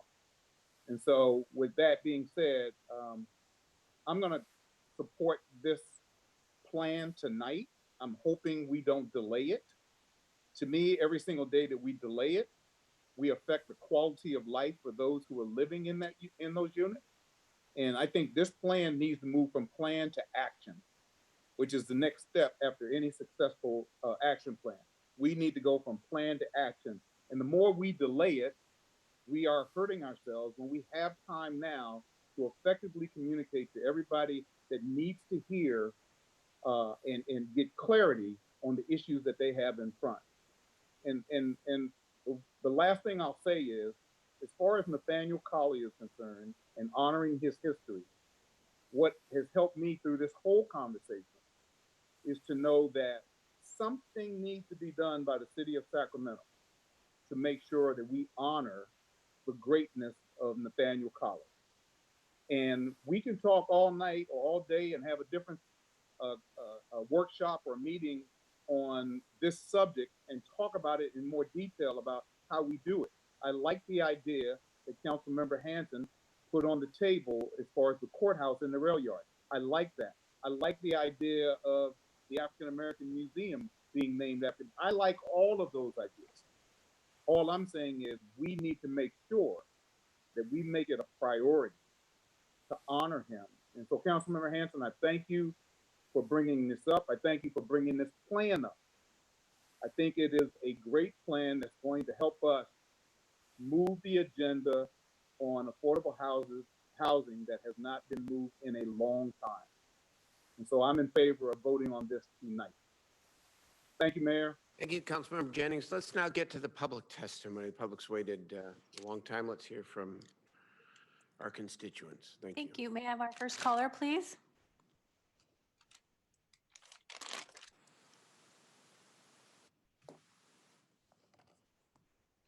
Welcome to the meeting. You have 2 minutes to address the council. Yes, this is Terry Duarte with the SAC Metro Air District. I'm calling to say that the Air Quality Management District is very much in support of the plan, and this plan involves many neighborhoods besides Aldergrove and Marina Vista. It has many components, and we've been involved with the West Broadway specific plan from the beginning. We were part of the Technical Advisory Committee that formed in 2018, and we've been providing comments in both in meetings and in documents and letters all along the process. We see the plan as an instrument to guide development in this area that will improve air quality and climate resilience.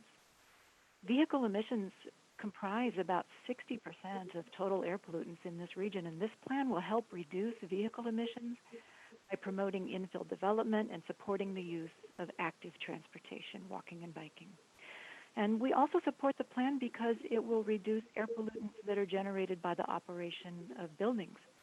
We worked closely with the consulting team who prepared the environmental impact report, and we helped develop the air quality mitigation plan to reduce project building emissions. And this air quality mitigation plan requires that 13% of all new residences in the plan area include all electric appliances for space heating, hot water heating, cooking, and other appliances. And this replacement of electricity for natural gas usage in 13% of all new residential units throughout the plan will reduce emissions of air pollutants and greenhouse gases. So we are very happy to support the plan, and we look forward to assisting the city with its implementation. Thank you. Thank you for your comments. Next caller, please.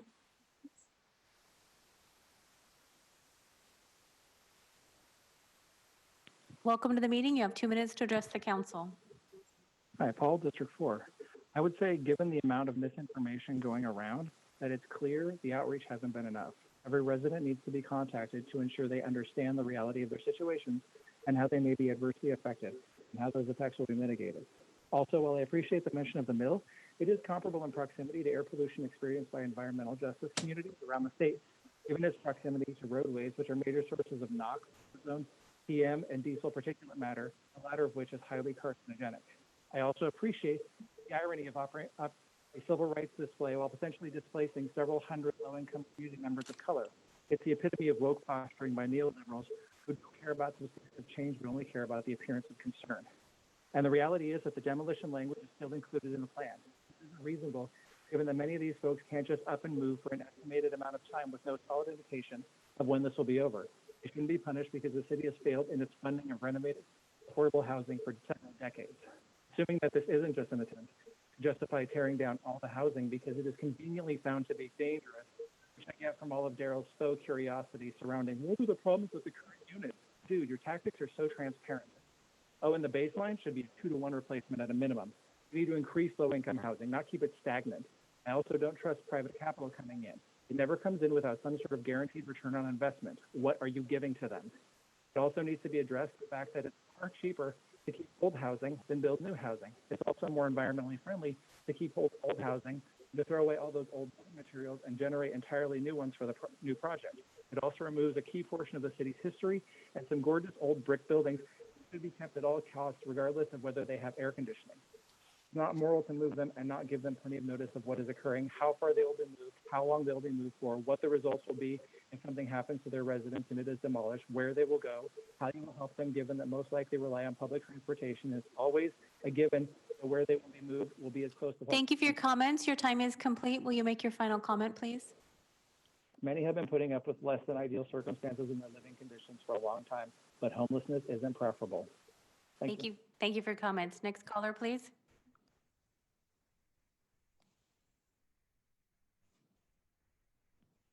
Welcome to the meeting. You have 2 minutes to address the council. Hello, my name is Marsherie. I am a resident here at Alder Grove. Hello? Please continue. Oh, okay, I'm a resident here at Alder Grove, and I have been hearing about the miscommunication and all of the things that people have been saying, but as Carr and Ashby stated, I feel like it's important that SHRA contacts all of the residents to give us more information about what's really been going on and what's really going to be happening to us. Everybody sitting on the council making a vote tonight, you guys do not live here. You guys do not know what we go through with SHRA. You're hearing from them that they connect with us and that they communicate with us, but the communication is very poor. It's very off balance. We haven't heard anything about this. If this has been something that they've been talking about for a long period of time, it's something that needs to continuously be brought to our attention. We need to be able to come and give our opinions so that we can know what is really going on, what is really happening. This 789-page piece of information that I'm looking at is like, okay, how do I even know what this is, what that means? We need more. We need to know more. We need you guys to send out people, do Zoom calls so that we can ask questions, so that we can be able to really feel comfortable in this environment where we live, because we're the ones that are going to be displaced. You might be saying, yeah, it's okay, you can find somewhere for somebody to go, but we don't really know if what you're saying is true. I know somebody that actually lives over there and where the place was demolished, and the place that she lives in now was worse than where she was over there. So that's another place that you guys are going to be having to go to change up, to move her now to another place. So how many more times are we going to Thank you for your comments. Your time is complete. Will you make your final comment, please? Yeah, I hope that you guys can just understand the seriousness in this. This is our lives, our children, our community. We need to know more about this in order for you guys to pass this tonight. Thank you. Thank you for your comments. Next caller, please.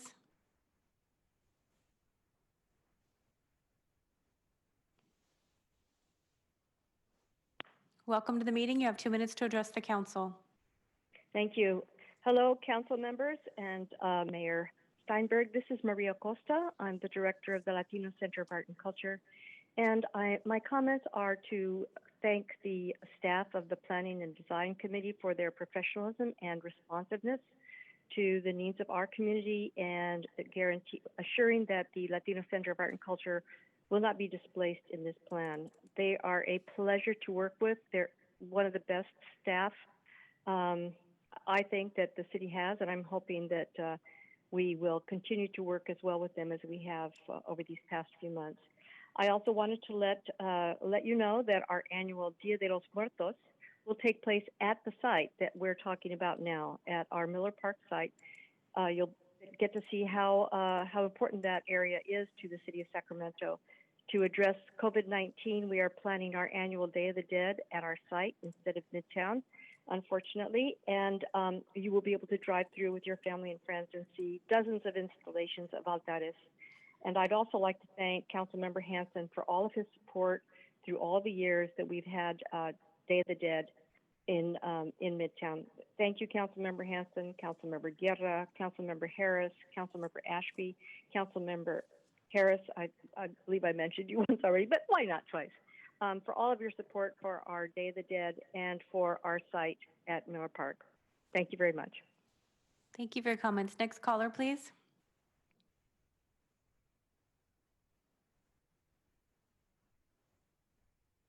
Welcome to the meeting. You have 2 minutes to address the council. Hello, Mayor Steinberg and City Council. I am a Sacramento native. As Councilmember Carr and Ashby stated, people don't understand and residents don't understand. And why don't they understand? Because somebody's lying today because they don't know what's going on, right? Because the lack of communication, that's saying that is happening but is not happening, right? And when you're talking about understanding, do you understand what their needs are? Because you're assuming that this needs to be renovated, but did you take the time to understand residents, what they need, what their community needs? So before talking about who understands what, understand what they need by asking them instead of assuming what they need. Do not assume what people need, just like you assume that communities need law enforcement. You're saying that you will not demolish it, but you're also saying that demolish is in the contract. So who or what is lying? The contract, which is black and white, or who are speaking in front of us today? It says demolish. It says that you want to demolish a low-income housing project, demolishing public housing, demolishing 360 units, displacing 360 units that house over 700 families, women, children, families who are already living in poverty, families who have the lack of resources because of your racist budget that invests in police and it doesn't invest in their needs. This is unacceptable. This is completely unacceptable. You are terrorizing the tenants who literally can't sleep because they are scared. You're damaging them mentally, emotionally, and physically at this point. They're living in fear because they don't know where they're going to live. They don't know if they're going to have a room over their head. And again, stop assuming what we need and start asking. Start asking us. Start listening to us. Thank you for your comments. Your time is complete. Will you make your final comment, please? Do not move forward with this. None of you live there. None of you know what is best. If you want to know what is best, ask them yourself. Thank you for your comments. Next caller, please.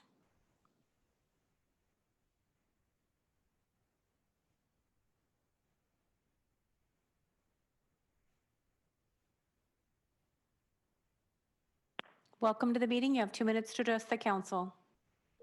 Thank you. Please proceed. Hello, You- my name is Ginger. Hello, my name is Ginger Rutland. I live in Council District 5, Mr. Chenier's district.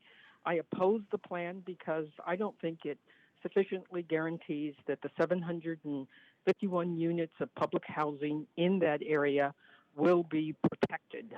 I am basing my opinion on the plan itself, which stated, and I'm quoting here, provide replacement housing for the existing 751 units of public housing within or, and this is key, outside the specific plan area. In other words, they're going to move folks, the poor folks, out. It goes on to say replacement housing within the Sacramento City Unified School District boundary is encouraged. Mind you, only encouraged, not required, only encouraged.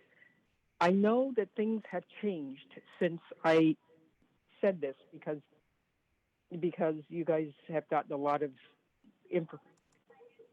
information, but I'm sorry, I think the language is unclear and it should be made clearer that you're going to keep these 751 units there and the people who live there in that area. Thank you. Bye. Thank you for your comments. Next caller, please.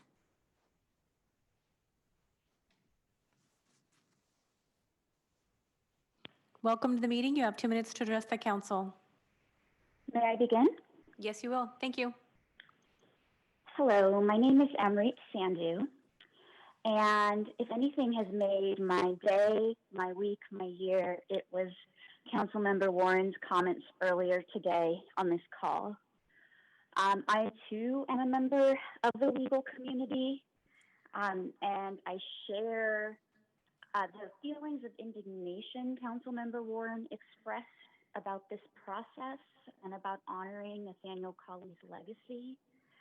When people like me go to law school, it's not because we want courthouses built after us or parades in our honor. It's because we want to go back to the communities from where we came and we want to improve them. And I want to let you know that my family's first home in Sacramento here was CV Circle. It was in Marina Vista. And SHRA can move forward with renovations tomorrow. And the city's vote tonight does not impact that at all. They may do that. So back to Councilmember Jennings, we don't want to hold this up. We want to move. We want to get people their renovations. We can do that. No authority from council is needed tonight for that to happen, and it should be done already, honestly. Councilmember Harris talks about how old the buildings are, but his district is the Fab 40s. Many of those homes are old. One was featured on Lady Bird. It's a historic landmark. My house in East Sacramento now was built in 1929. It doesn't have a dishwasher. It's okay. I want air conditioning, but I'm just saying you can do renovations without tearing down people's homes and tearing down historical sites. In terms of hearing from SHRA, if you count an SHRA staff member coming to Alder Grove yesterday after a tenant press conference, handing out flyers to tenants. Thank you for your comments. Your time is complete. Will you make your final comment, please? Save New Helvetia. SHRA needs to do a better job, and it would be shameful and cruel for council to vote on this right now. Thank you for your comments. Next caller, please.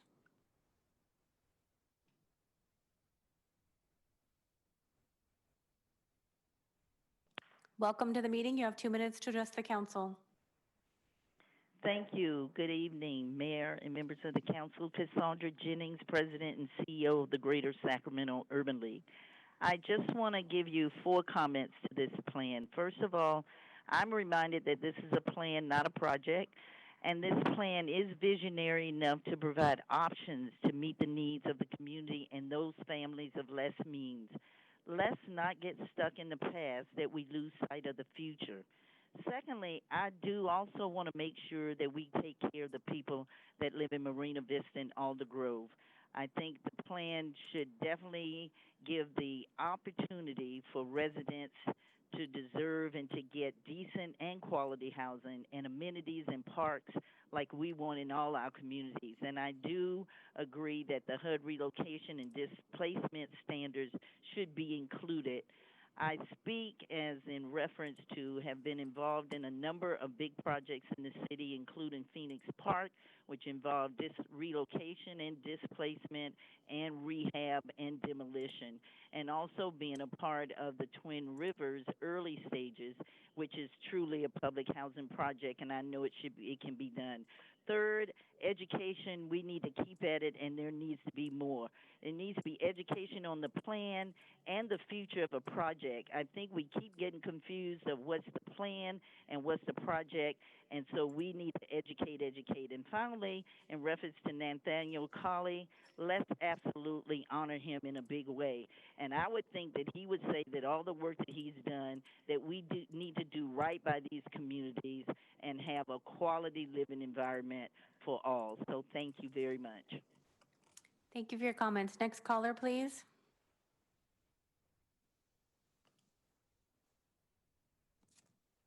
Welcome to the meeting. You have 2 minutes to address the council.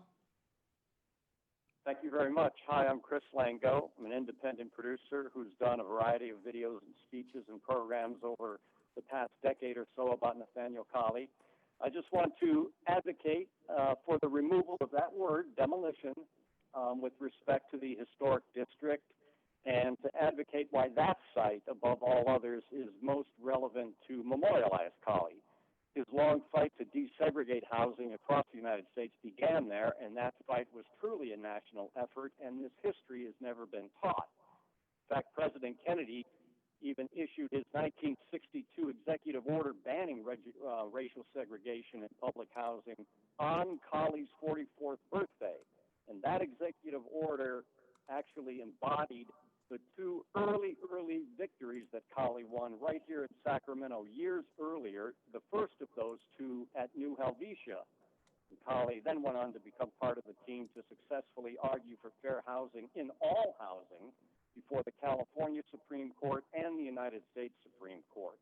And since this history has never really been taught, what better place to teach it than at the place where the fight was fought and legally won?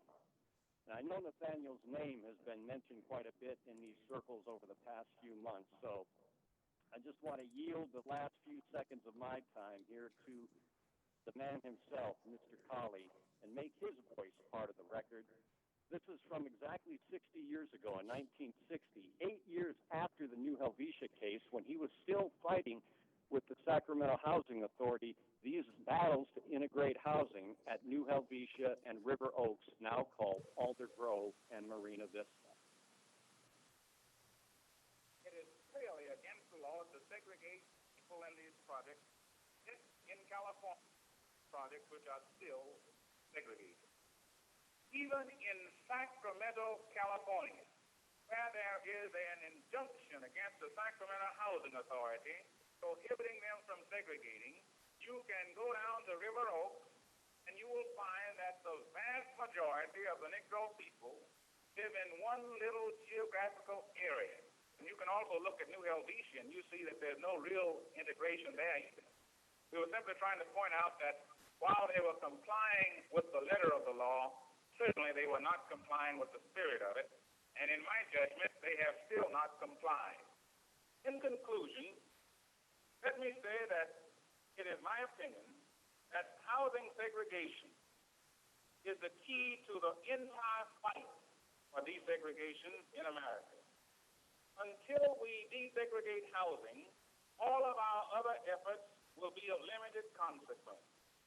Thank you very much for your attention. I'm sorry that I have run a little longer than I have been told to run, but maybe this is one way I could avoid having any questions asked. Nat Colley gets more than 2 minutes. Yes, he does.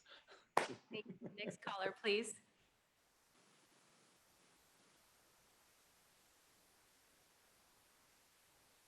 Welcome to the meeting. You have 2 minutes to address the council. So hello, my name is Brandon. That's Brandan. I'm from District 4. I believe that's with Steve Hansen. I just wanted to say that I oppose the West Broadway specific plan development. Reason being is that I, as a young black male and father in this world, raising a young black daughter, understand that for 7 years we lived with my mom and my daughter's grandmother. We slept on the sofa and my mom's couch. And to one day hear your daughter say and ask you, Dad, when are we going to get our own place? When am I going to get my own room? Hearing something like that personally for me as a black father, it broke me. And so, I really didn't know how to be a father and all the responsibilities that came with it, but I gave my daughter her heart's desires. A whole year later, I found Alder Grove, the new Helvetia apartments. This was my first place out on my own with my daughter. She had her own room, I had mine. We have been here for 3 to 4 years. The low-income housing and all the programs that came with it, like freeze rent, helped me so much as a growing young man and father. When we first moved here, I was ignorant, clueless, and unaware of how to take care of my own household. But that changed very quickly in a positive way as my daughter got older. I learned healthier ways to use my money, healthier ways on how to raise my daughter, and how to do better with life and to reach for better. Although the low-income housing of Alder Grove is not where our journey and our life's journey will end, it is where it began and gave us that stepping stone as well as some stumbling blocks as well. But it also gave us time and a humble beginning to save our money, to save what we had, and to be a blessing to others and to continue to build and create a life for our future, while also being able to bless those who come after we leave with knowledge and love. So I oppose this development, and if y'all try to tear it down demolition style instead of coming to get to know the people in this community and all the improvements that came with it that this community has made, then you guys really don't have. Thank you for your comments. Your time is heart. complete. Will you make your final comment, please? Yes, you guys would not have the best interest in heart for God's people if you guys tear this place down. I pray you guys understand. Much love and God bless. Please don't tear it down. Thank you. Next caller, please. Welcome to the meeting. You have 2 minutes to address the council. Caller, are you there?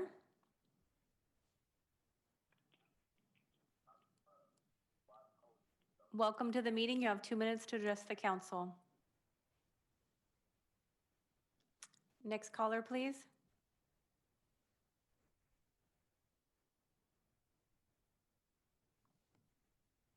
Welcome to the meeting. You have 2 minutes to address the council.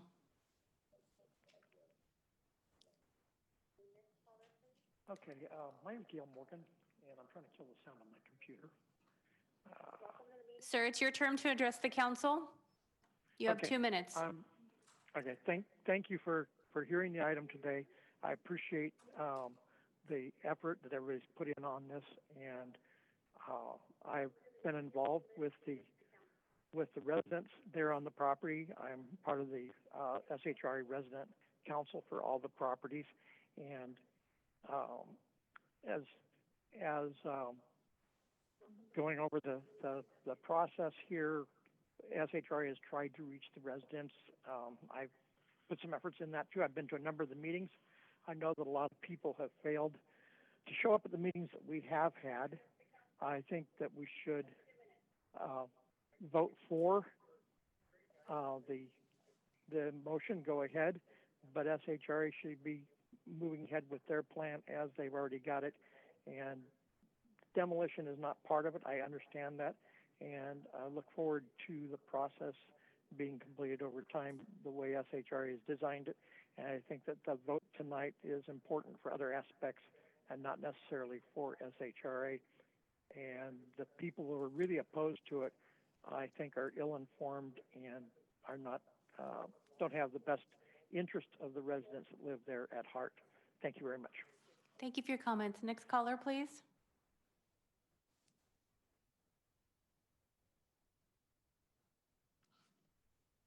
Welcome to the meeting. You have 2 minutes to address the council. Okay, can I start? Yes, please. All right. Hello, my name is Johnny Lynch. I'm calling in from Sacramento, California, and I'm hoping to address some of the things that have been said today. I'm going to start with the quote. They currently have no plans to demolish this site, said Elizabeth Boyd, a senior planner with the city of Sacramento, but the city would like to support them in making sure things are flexible for future use. End quote.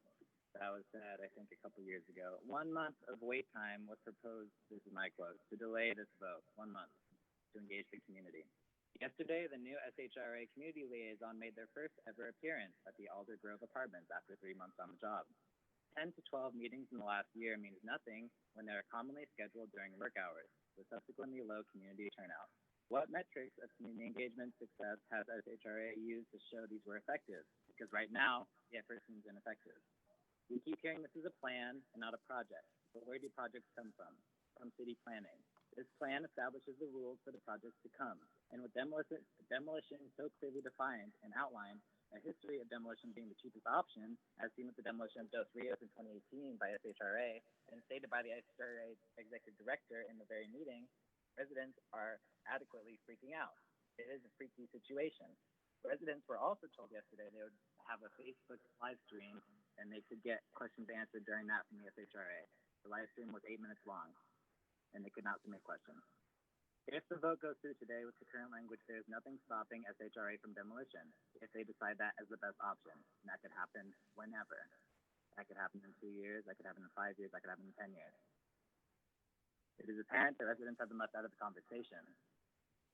And there's ample evidence to show that SHRA has not done their work to engage with the community. And if 1 month is too long of a time to wait until they vote, then I would seriously question the ethics of this council. That's all. Thank you for your comments. Next caller, please.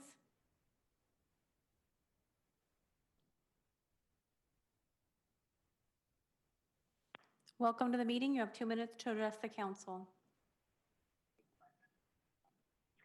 Hello, my name is Delphine Brody. I'm a resident of District 4, and I am strongly opposed to the West Broadway specific plan. I urge the City Council to reject it until it is revised, because as currently worded, the plan does still threaten to displace many low-income renters who currently reside in Alder Grove, also known as New Helvetia, and Marina Vista.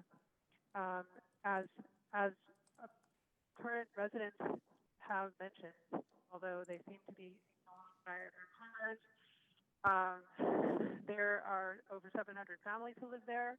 I believe the total number of people who live there are around 1,900, according to recent newspaper report.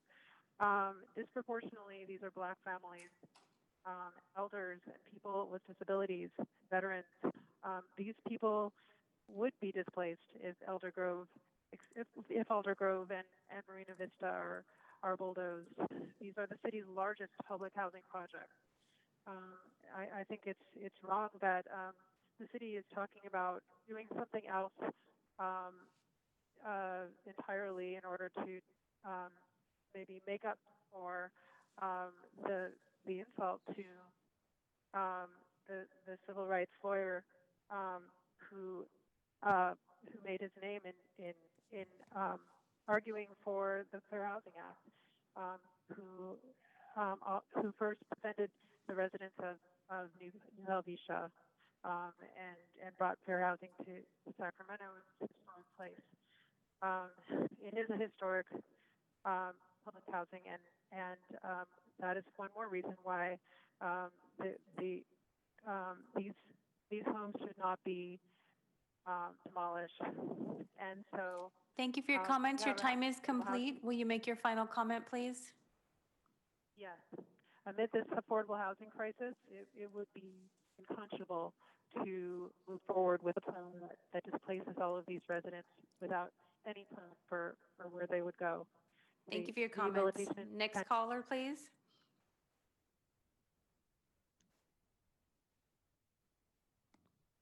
Welcome to the meeting. You have 2 minutes to address the council. Hi, thank you. My name is Toby Smith. I've been listening for the last 2 hours, and I must say I'm very surprised by some of the language repeatedly invoked by council members around misinformation. It strikes me as wildly discordant with the conversation to repeatedly gesture at the very clear amount of misinformation present, and then in the same sentence compel us to watch you vote on this tonight. I can't think of any reason that it's urgent. I personally have spoken to a number of residents of the Aldergrove and Marina Vista housing complexes who had never been contacted by SHRA, were never aware of any meetings, or perhaps one that was, as some previous commenter mentioned, scheduled during normal work hours. It seems to me that there's a concerted effort on the part of several council members here to push through a project that will ultimately displace community members, perhaps, years down the line, sure. But repeatedly invoking the language of guarantee, that is, it's not guaranteed that there will be demolition, I think is disingenuous. There's no guarantee that there won't be demolition. There's no guarantee that people will not be made homeless. Saying that it's not currently part of the plan to make people homeless is, an obvious thing to say, but there's no guarantee that it won't happen. According to the Sacramento Soup Kitchen, last year, 87% of former residents of Twin Rivers were unhoused. So I think the claims being made here require a lot of specific data in order to provide evidence for us to actually take what you're saying as valuable. Thank you. Thank you for your comments. Next caller, please.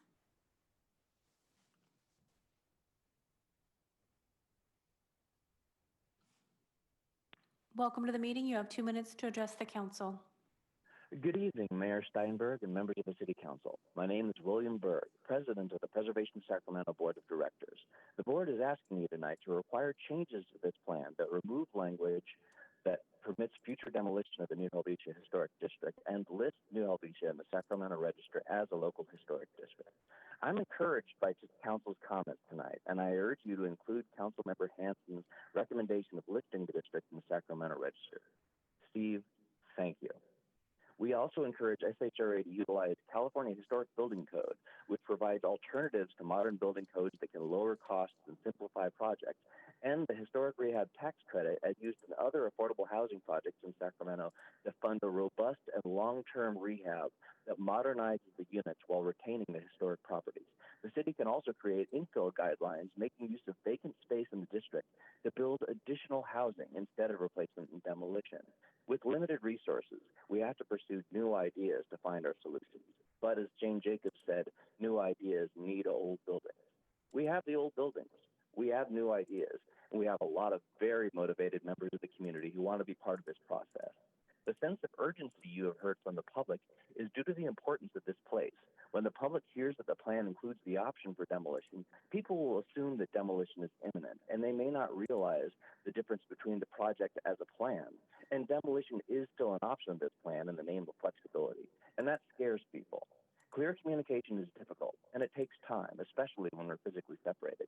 But you wouldn't see this level of public outcry if this property were not what it is, an extraordinarily important historic place that, like so many of our other historic places, can still be part of our city's future as affordable housing, or potentially be lost based on the decisions that you make here today.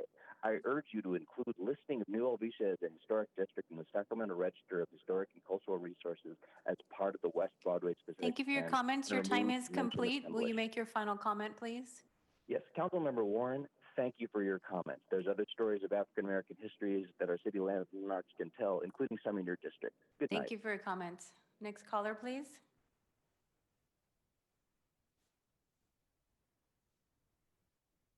Welcome to the meeting. You have 2 minutes to address the council. Yes, my name is Clarence Caesar, and I'm calling on behalf of the Nathaniel Colley Coalition. Can you hear me? Please proceed. Yes, and I'm calling to, I'm sorry, just a second here. Calling to address the use of the word misinformation in terms of the project proposed plan.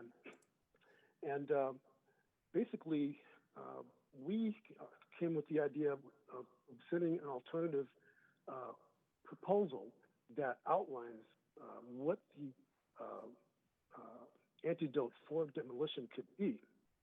And that was the Chris Wozni plan that was basically outlined on our website, basically that shows you that it takes those non-contributing elements of the historic district, removes them, and replaces them with inadequate infill that basically increases the density of the new Helvetia site. So even though the plan was drafted as an alternative to total and complete demolition, it does offer an alternative that includes some demolition and sizable infill buildings that could be utilized for the entire project. Basically, probably almost doubling the density of that particular project. Another issue that I wanted to bring up too, in terms of the street grid, is that there's a proposal to run 8th Street through New Helvetia to reconnect to Mirror Way. And basically, looking at the EnviroScreen website 3.0, that particular Upper Land Park area, including the entirety of the... Thank you for your comments. Your time is complete. Will you make your final comment, please? Yes. One final comment, and then I'll let you go. I went to 2 charrettes that were sponsored by the city for the West Broadway specific plan that were held at Leototta Floyd Elementary School. And despite the fact that the charrettes were held at a predominantly Thank you for your comments. neighborhood. Thank you for your comments. Next caller, please.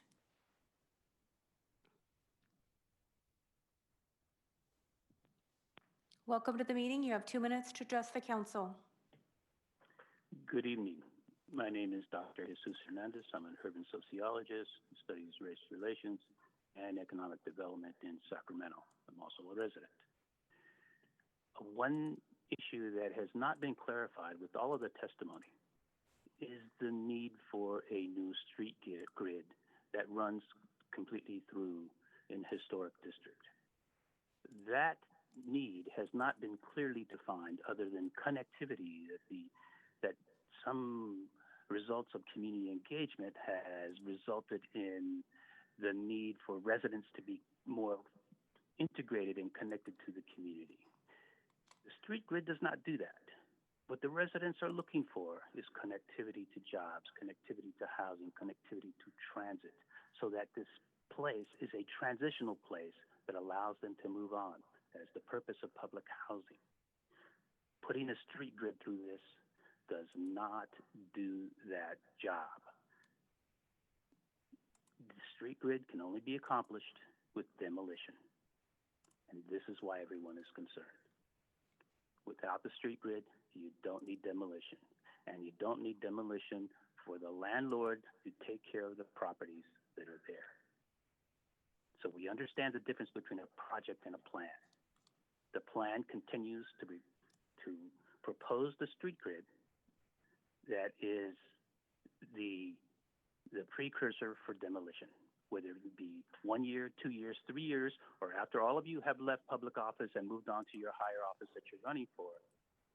We're still stuck with this, and we have to continue to come back again and fight this. The issue becomes, how do we tell you this? If we take a knee, then we're disrespecting somebody. If we block a freeway, then we're interrupting the king. Thank you for your comments. Your time is complete. Will you make your final comment, please? We cannot continue to allow the way we do our public planning to be the knee on the neck of these neighborhoods. Thank you for your comments. Next caller, please.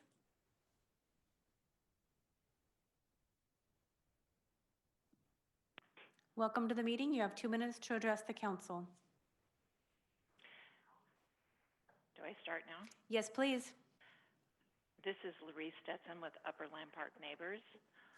I want to support what Councilmember Carr said, which is to put over this item. There's a lot of confusion about this, and also with the changes proposed by SHRA at noon today, there was not enough time to review what those impacts are, and it makes sense to take time to go out to the community, including the residents in the surrounding community. I'd also like to say that Steve Hansen should add an amendment to the plan that adds the neighborhood-friendly bridge definitions adopted by the City Council. He will be gone in the future, and we need a record of what he accomplished by getting those definitions adopted. So I would just support putting this over and getting more information out to the public. Thank you. Mr. Mayor, I have no more callers. Okay, I'm going to turn it over to Councilmember Hanson for final comment here, but I'd ask you if you could, Steve, please do address especially Ginger Rutland's testimony and about the changes that were made, reflected in the resolution here that guarantees that the people living there now can continue to have the right to return once the rehabilitation is complete, and the road grid issue as well that was raised by one of the last callers. Go ahead, Steve. Thank you, Mayor. I think that we've had a very, very good discussion. These are heavy issues, but also because there's nothing imminent, I think it gives us the chance, if the plan passes tonight or if it doesn't, to continue to do that outreach and education that we've all talked about. I'd like to close the public hearing. The clerk reminded me of that. And I think that despite closing this particular hearing, the needs of the particular communities that we focused on the most, Aldergrove and Marina Vista, will continue to be there. I was talking to a 93-year-old neighbor earlier today, and she reminded me of the admonition to love thy neighbor. And a lot of times in these conversations, there's a lot more fear of your neighbor and mistrust of your neighbor that has come out. The pandemic certainly doesn't help that. The culture at the national level and the conversations where people are really anxious and afraid certainly don't help that either. But I think regardless, we have an obligation as the city, as the housing authority, as neighbors, to continue to talk, to continue to work through these things. So to Ms. Rutland's point, and I did spend quite a bit of time on the phone with Ginger a couple weeks ago. The city staff have amended the plan because of comments like hers. And if you go to the supplemental material, it is on page, excuse me, the page isn't numbered, but it's under the West Broadway supplemental materials. And I believe it's on page 4 or 5. It's under section H-2.1. So the two issues that were raised, the one-for-one replacement is specifically required within the plan area. That is also a HUD requirement, and then per my motion, that would become city policy for any future projects. The language related to the school district has been struck, along with an addition of language that says relocated residents will be given the right to return to rehabilitated and or new housing units within the specific plan area. Where's that exactly? Page 3 to 4 of 8, it's in red on the supplemental materials. Can I read it? Do you mind? Just because I think I'm happy to read it for you if you want. Please go ahead. Any project that would displace residents, parentheses, including through rehabilitation or demolition of one or more public housing units, must provide relocation assistance to ensure provision of affordable housing to the affected residents. Replacement affordable housing shall be provided within the specific plan area for the existing 751 public housing units serving the residents of Marina Vista and Aldergrove on and at least a 1-to-1 ratio. Relocated residents will be given the right to return to rehabilitated and or new housing units within the specific plan area. That was those two comments. Jesus Hernandez raises a question about the street grid. We spent about 7 years in various planning processes. First, the CNI process, which was a $2 million federal grant that had very deep and broad outreach. That plan came back after 2 years of work. recommending workforce housing, rapid rehousing for homeless individuals, as well as senior housing units. And as part of that plan, in order to densify it appropriately and to ensure safe streets, that were prioritizing walkability and bikeability, so pedestrian safety and bike safety, the conflicts with the particular existing layout of streets became a concern for the traffic engineers and the planners, because they're offset from the current grid and the way that they fail to connect through the projects into the other parts of the street grid. So the street grid changes were recommended as a way to ensure connectivity, but first through our Vision Zero planning process, to be safe for all users, not just for people in cars. And while the proposed street grid is simply proposed, could be retained as is, those were the recommendations of the street safety experts, as well as the traffic engineers and the community that participated in that piece of it. Finally, I did hear Larie's question about the neighborhood-friendly bridge. That is still embedded in the public works policies. Councilmember Fong, my predecessor, did that in 2012, not long before leaving the council, and that policy still stands and affects this specific plan as well. This is an area, much like the River District that was industrial, is bound to change. And we are just trying to guide those changes so they're positive for the neighborhood. I'll just finish, and I think Councilmember Ashby may want to speak, by saying that as a kid, I bounced around from house to house. My mom struggled much in the way that I heard Councilmember Ashby talk about her struggles. We lived in public housing for a period of time. We slept on couches. We stayed in a domestic violence shelter because of the problems of some of the partners that my mother had.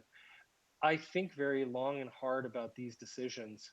In fact, I asked the mayor, I asked several prominent community members, including at least one other council member, should we abandon this? Is this worth it? Should we delay it? And almost to a T, they said, this is something that's been left undone by so many prior councils who failed to address the systemic needs of this particular community. And the misunderstandings, misinformation, whatever you want to call it, aren't going to change if we pass the plan tonight. The uncertainty of not acting continues to hang over this community. This plan gives some guidance with the amendments I've recommended and I've heard others support. I think we give more concrete answers to the questions about displacement and gentrification. Those aren't things that will be allowed here or accepted here. SHRA, I think, is very adamant as well about those things. But ultimately, this is probably $1 billion set of projects at the 2 public housing sites. That is an infeasible number. Should it come to pass that there is a need for replacement of the units, not just renovation, I think that this plan lays out some ground rules that will have to be abided by. And if we don't act today, who knows what will change in a month, in 2 months, in 5 years. But I think by acting today, we give some certainty to the public. We've answered some of the questions about preservation. We've answered some of the questions about how we can appropriately honor the great man who was Nat Colley, who lived in District 4, worked in District 4, and fought for District 4. And I think we've begun to really work and lay out a vision for how we can create a healthier neighborhood for this part of District 4 at the west end of Broadway. Getting rid of those oil tanks, building infill housing, building more affordable housing, and ultimately renovating or replacing some of the public housing units. It's all part of the decisions that will have to be made by a future council. But I hope you support the plan. I hope that we continue to move forward. We spent over $600,000 in 2 years to get to this point just on this piece of the overall process.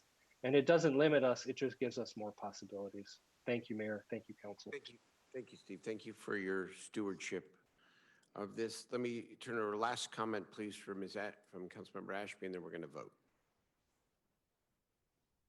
Happy to be the last comment, but Councilmember Carr, do you want to make a motion or no? Yes, is there a motion on the floor? There is a motion. The motion is to move the that recommendation. Did we get a yes. motion and a second? There has been a motion and a second, yes. I'd like to offer a substitute motion, Mayor. Okay. I do not disagree with this project. Steve, I think you've done a wonderful job. I think it's a great project.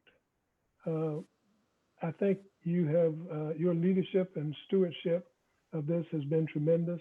I think SHRA has done a great job and the staff has done a superb job putting this together. My only concern is that there's so much misinformation about what the project is and what it isn't, for that matter, that I think we should take a step back and redouble our efforts to make sure that people understand. And just like Ginger Rutland made a suggestion that was later incorporated, there may be other suggestions out there to make it even better if we can more fully inform people about what the project is. I have no illusions that it's very difficult with COVID-19 protocols to get people informed. And I have no illusions that it's very difficult under the best of circumstances to get people informed. But I think we need to take the time and renew our efforts to make that.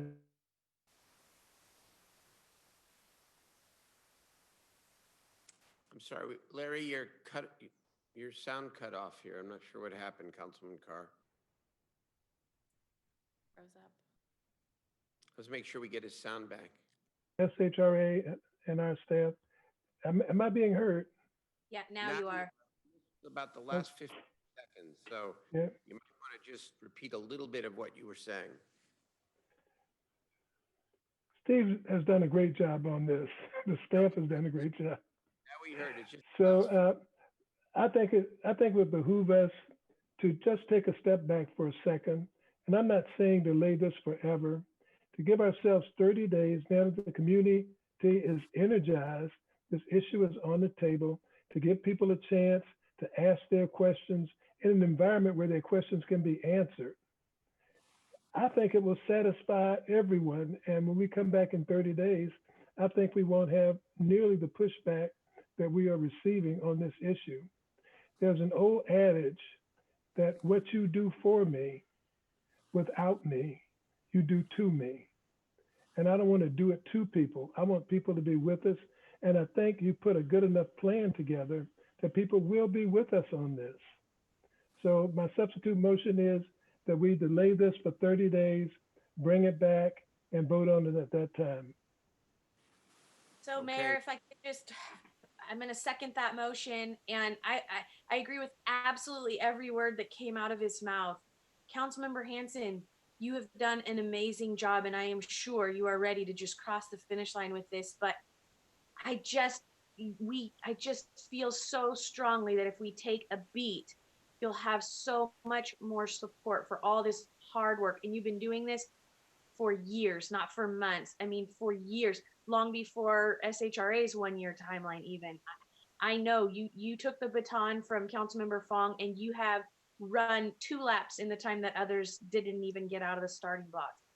I just want the community to fully understand this project. I really think we ought to consider the word demolish and whether or not it even needs to be in there.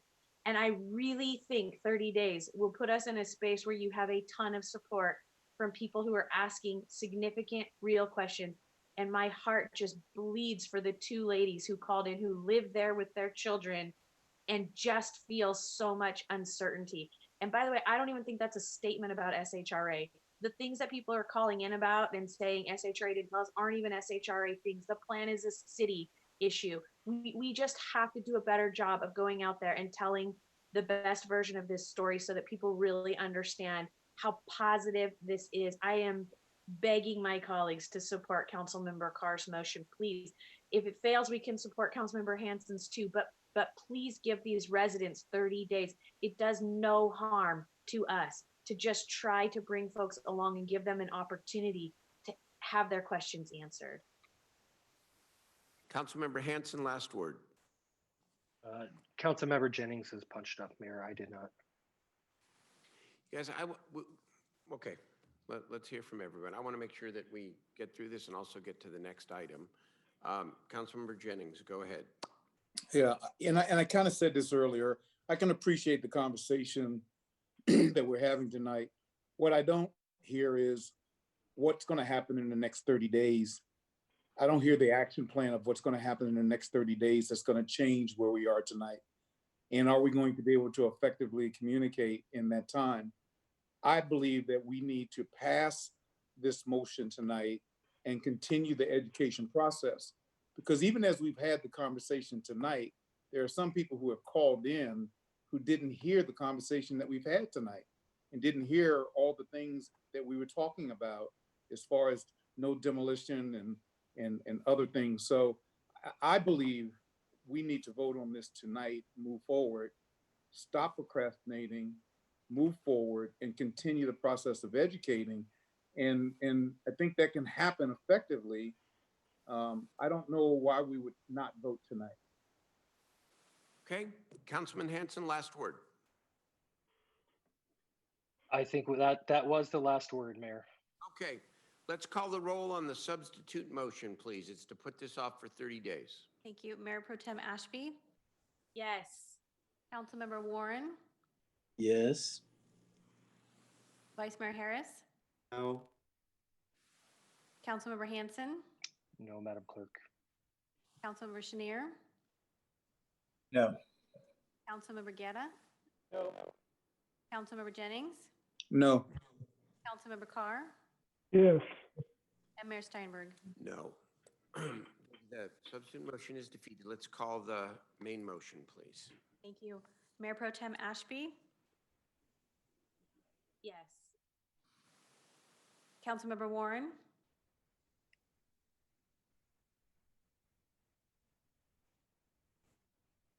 Councilmember Warren,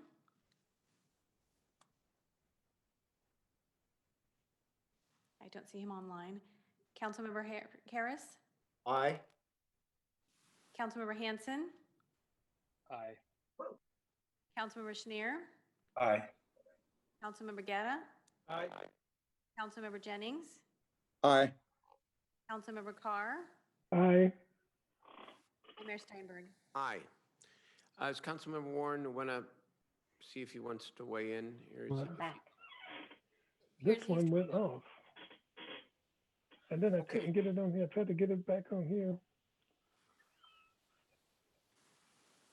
Councilmember Carr, you're still broadcasting. Yeah, I just want to make sure Councilmember Warren, weighed in passionately on this. I just want to make sure that his vote is recorded if he's on. He is not online. Okay, then the motion passes. What is the final tally? It's 8 to 1, Warren being absent. That would be 7-1. 801. Correct. So 8 yeses. 801. Okay, the motion passes. Thank you. It's not a 1 because he didn't abstain. It's just 8-0. It's 8-0. Correct. He's absent. The motion passes. Thank you very much. And thank you for the passionate debate. And again, as I hope everyone appreciates, this is far from the end of the discussion here. It is not a project. And so we heard from both the critics and the skeptics loud and clear, and it's now our obligation to follow through on all the promises that are embedded in the resolution that we just passed. Let's move on now to the Climate Commission report, which is a major item. And I just want to begin here, if I might, before I turn it over to Ann Stausbaugh, the commission chair, to express my deep appreciation to not only Ann and Kate, but the entire Climate Commission for outstanding work. Sometimes when you put these efforts together, it can be, people do their best and it's a good symbolic move, and then it's forgotten pretty quickly. Just the opposite here with the Climate Commission. I've known Ann for many, many years, and she brought the highest level of commitment and dedication to this cause, and it is a cause. And the commissioners worked over many, many months to develop extensive, detailed recommendations that you are going to hear tonight. We are grateful to you. We are grateful to you, and it's up to us to take the effort you made here and double and triple that effort when it comes to the implementation of what you have called upon us to do. The other thing I would say very briefly is that could there be a more appropriate day to hear this item than today and this week? As people throughout Northern California and much of California cannot even go outside because of the fires, which are directly linked to the climate crisis. And so let's hear from Ann Stausball and Kate Meese, who was also a very, very crucial partner in this effort through the Local Government Commission. I also want to thank Mayor Christopher Cabaldon from West Sacramento, because this is a joint effort of the City of Sacramento and the City of West Sacramento. Let me turn it over to our chair. Ann?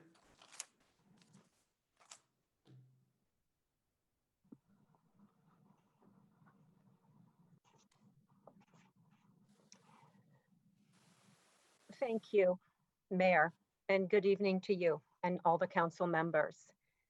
I'm Ann. I had the privilege to chair the Mayor's Commission on Climate Change. Thank you for inviting us tonight to make this presentation.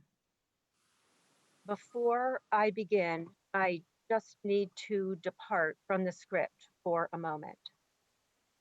Just like the rest of the world's leaders, this council has a lot on its plate. There are plenty of reasons that you might want to put this issue aside for another day, or merely follow the recommendation in the staff report, receive and file. Maybe that's standard language, but it would be a terrible result. I don't think we had a single meeting where our commissioners didn't bring up the fact that this report was not something meant to sit on a shelf. The findings of our report point to the need for immediate action. Immediate meaning tonight or at a meeting in the very near future scheduled tonight. Not everything can be accomplished in the flash of a moment, but this commission has laid out first year actions that you can take now. Appoint a climate czar, establish an equity committee, take initial policy actions, including a building electrification ordinance. So please, do not just receive and file. I urge you, for the sake of our city's future, to make a commitment tonight to take immediate action. Mayors Steinberg and Cabaldon launched the Climate Change Commission in November 2018. Our mandate was to develop policy strategies that would lead our two cities to carbon zero by 2045. Then last December, this council declared that climate is an emergency. And as the mayor just said, the circumstances we're in today couldn't make that case any more clearly. Prolonged heat waves, raging wildfires, unbreathable air. Climate catastrophe is staring us in the face. The commission, and you'll see the roster here, consisted of 19 members from a range of private, nonprofit, and business, community, and academic leaders. We also had the honor of having Council Member Steve Hansen serve as a very productive member on the commission. In June, the commission unanimously adopted our final report. So we know what we need to do, and we've already achieved buy-in from all these. Thousands of hours were put into this. We received advice and presentations from almost 200 local and regional experts. We identified equity as a top priority, and we had an equity advisory group that gave us ongoing. Hundreds of community members meaningfully participated. We had 2 youth summits attended by over 200 high school and university students, every single one of them concerned about their future. Okay, can you flip forward to the framework slide? Oh, thank you. Our policy recommendations are in 3 areas. Buildings and transportation, which we call the built environment, and mobility are the 2 largest sources of greenhouse gas emissions. We need to take action now to mitigate those emissions. Community health and resiliency. We must do better to ensure that our communities, especially our vulnerable communities, are resilient to climate impacts like the prolonged heat waves we're experiencing now that are already unavoidable. We also developed overarching principles on equity and governance. The Commission agreed that these are critical to your success. Equity.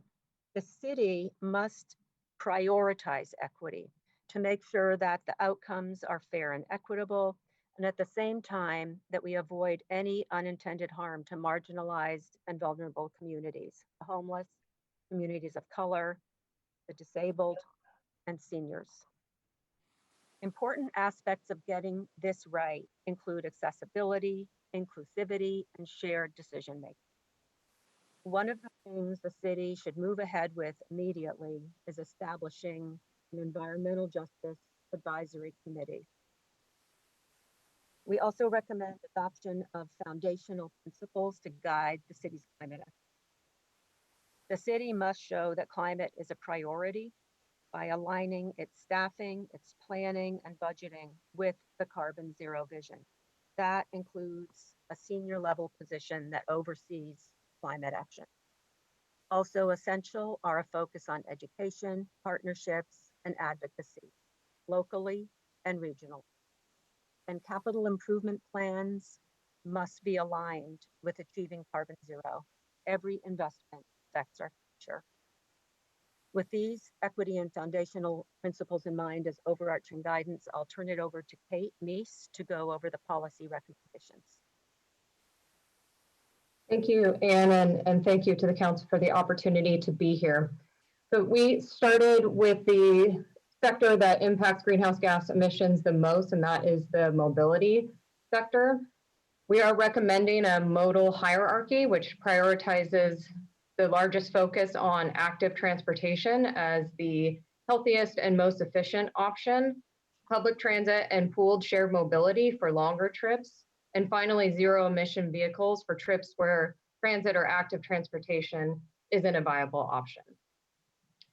Specifically, we recommend that the city expand and enhance infrastructure for walking and rolling. And within that, we recommend consideration of slow and active streets, as many other cities around the nation have done during the pandemic. We recommend expanding transit and shared mobility services and encouraging the adoption of zero emission vehicles. The next category we undertook was the built environment, which is highly connected to the investments we need to make in transportation. We recommend supporting infill growth that is consistent with the regional sustainable community strategy. We recommend mandating all electric construction in new low-rise buildings by 2023 and all buildings by 2026, provided that the costs to go all electric are cost effective and the incremental costs of upgrades are able to be covered and the technology is shown to be feasible. Finally, we recommend transitioning 25% of existing residential and small commercial buildings to all electric by 2030. Finally, we identified strategies to reduce carbon emissions and achieve public health and climate resilience benefits, including expanding green infrastructure, increasing food security, and identifying climate vulnerabilities and adaptation strategies. We recognize that the city's immediate focus is on public health and safety and addressing the staggering economic impacts we are seeing as a result of the pandemic. but we also realize we can't boost the economy in ways that would continue to lead us into further health and environmental crises. The city has the opportunity to create more sustainable and resilient jobs and invest in helping industries become more effective and efficient and less polluting. In this vein, we offer the following recommendations. We, as the commission, urge the city to establish a senior level position with regular reporting to the council, establish an environmental justice committee, mandate all electric construction in new low-rise buildings by 2023 and all buildings by 2026, invest in green workforce training programs, establish a food recovery to food security network, support the increased telecommuting we've seen, and again, adopt a policy to prioritize bicycle and pedestrian travel at the top of the modal hierarchy.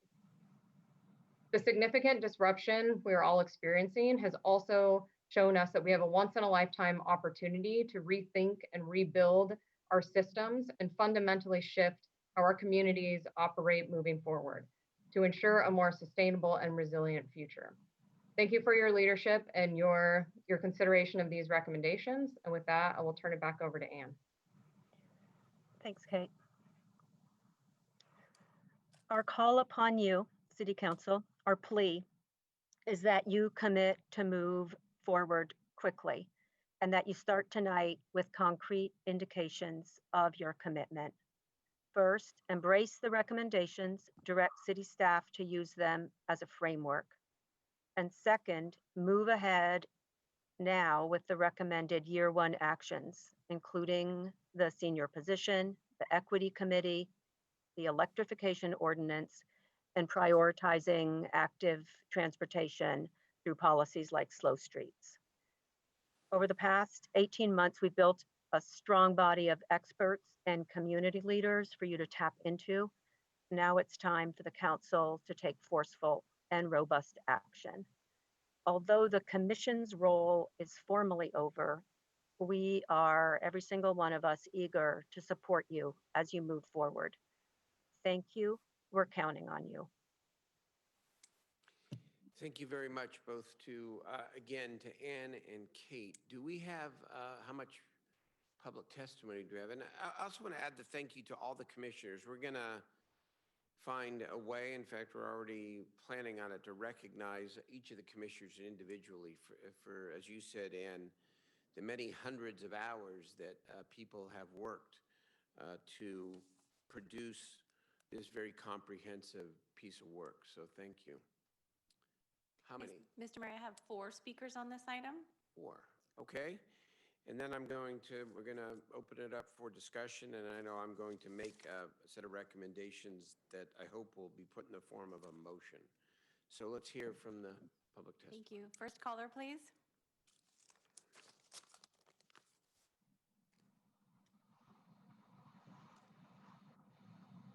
Welcome to the meeting. You have 2 minutes to address the council. Good evening. My name is Jill Peterson. I want to urge the council to take action on the Mayor's Commission on Climate Change report. First, I'd like to thank the Commission so much for all the hard work it did and the way it engaged with community and other experts. It was a huge commitment, and we as community members have benefited from it. I became involved with climate change when my daughter, who was in her 20s, told me that she and the majority of her friends would not be having children. The reason was climate change. I was frankly shocked. I mean, my child can decide not to have children, but the reason shouldn't be climate change and the failure of my generation and those prior to take care of our planet. You have a roadmap. The work has been done. How can we not do this work now? Look outside, look around us. There's no doubt the time is now. There's really no excuse, and I don't know how we would ever explain to our children if we failed to act, as well as the generations down the road. Please, please follow the roadmap that the Commission has given you and act quickly to take action on the first tier priorities that they have laid out for you.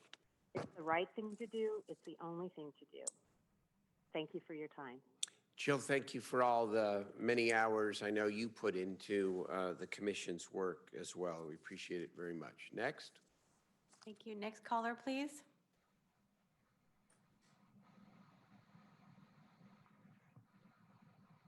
Welcome to the meeting. You have 2 minutes to address the council.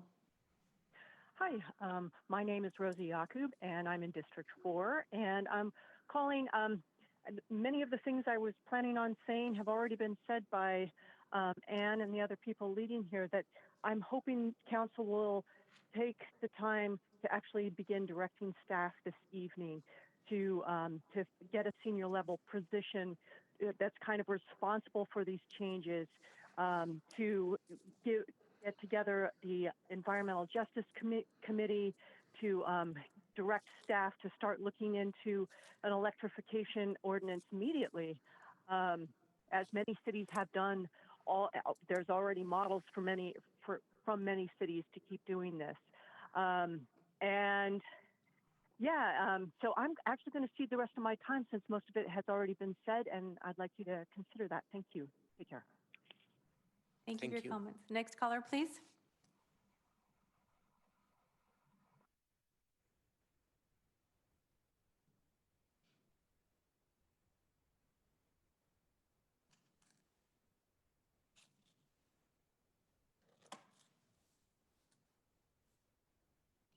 Mr. Mayor, we have no more callers. Okay, thank you very much. I'm going to start this out because I want to make sure that at least put what I hope will happen tonight on the table.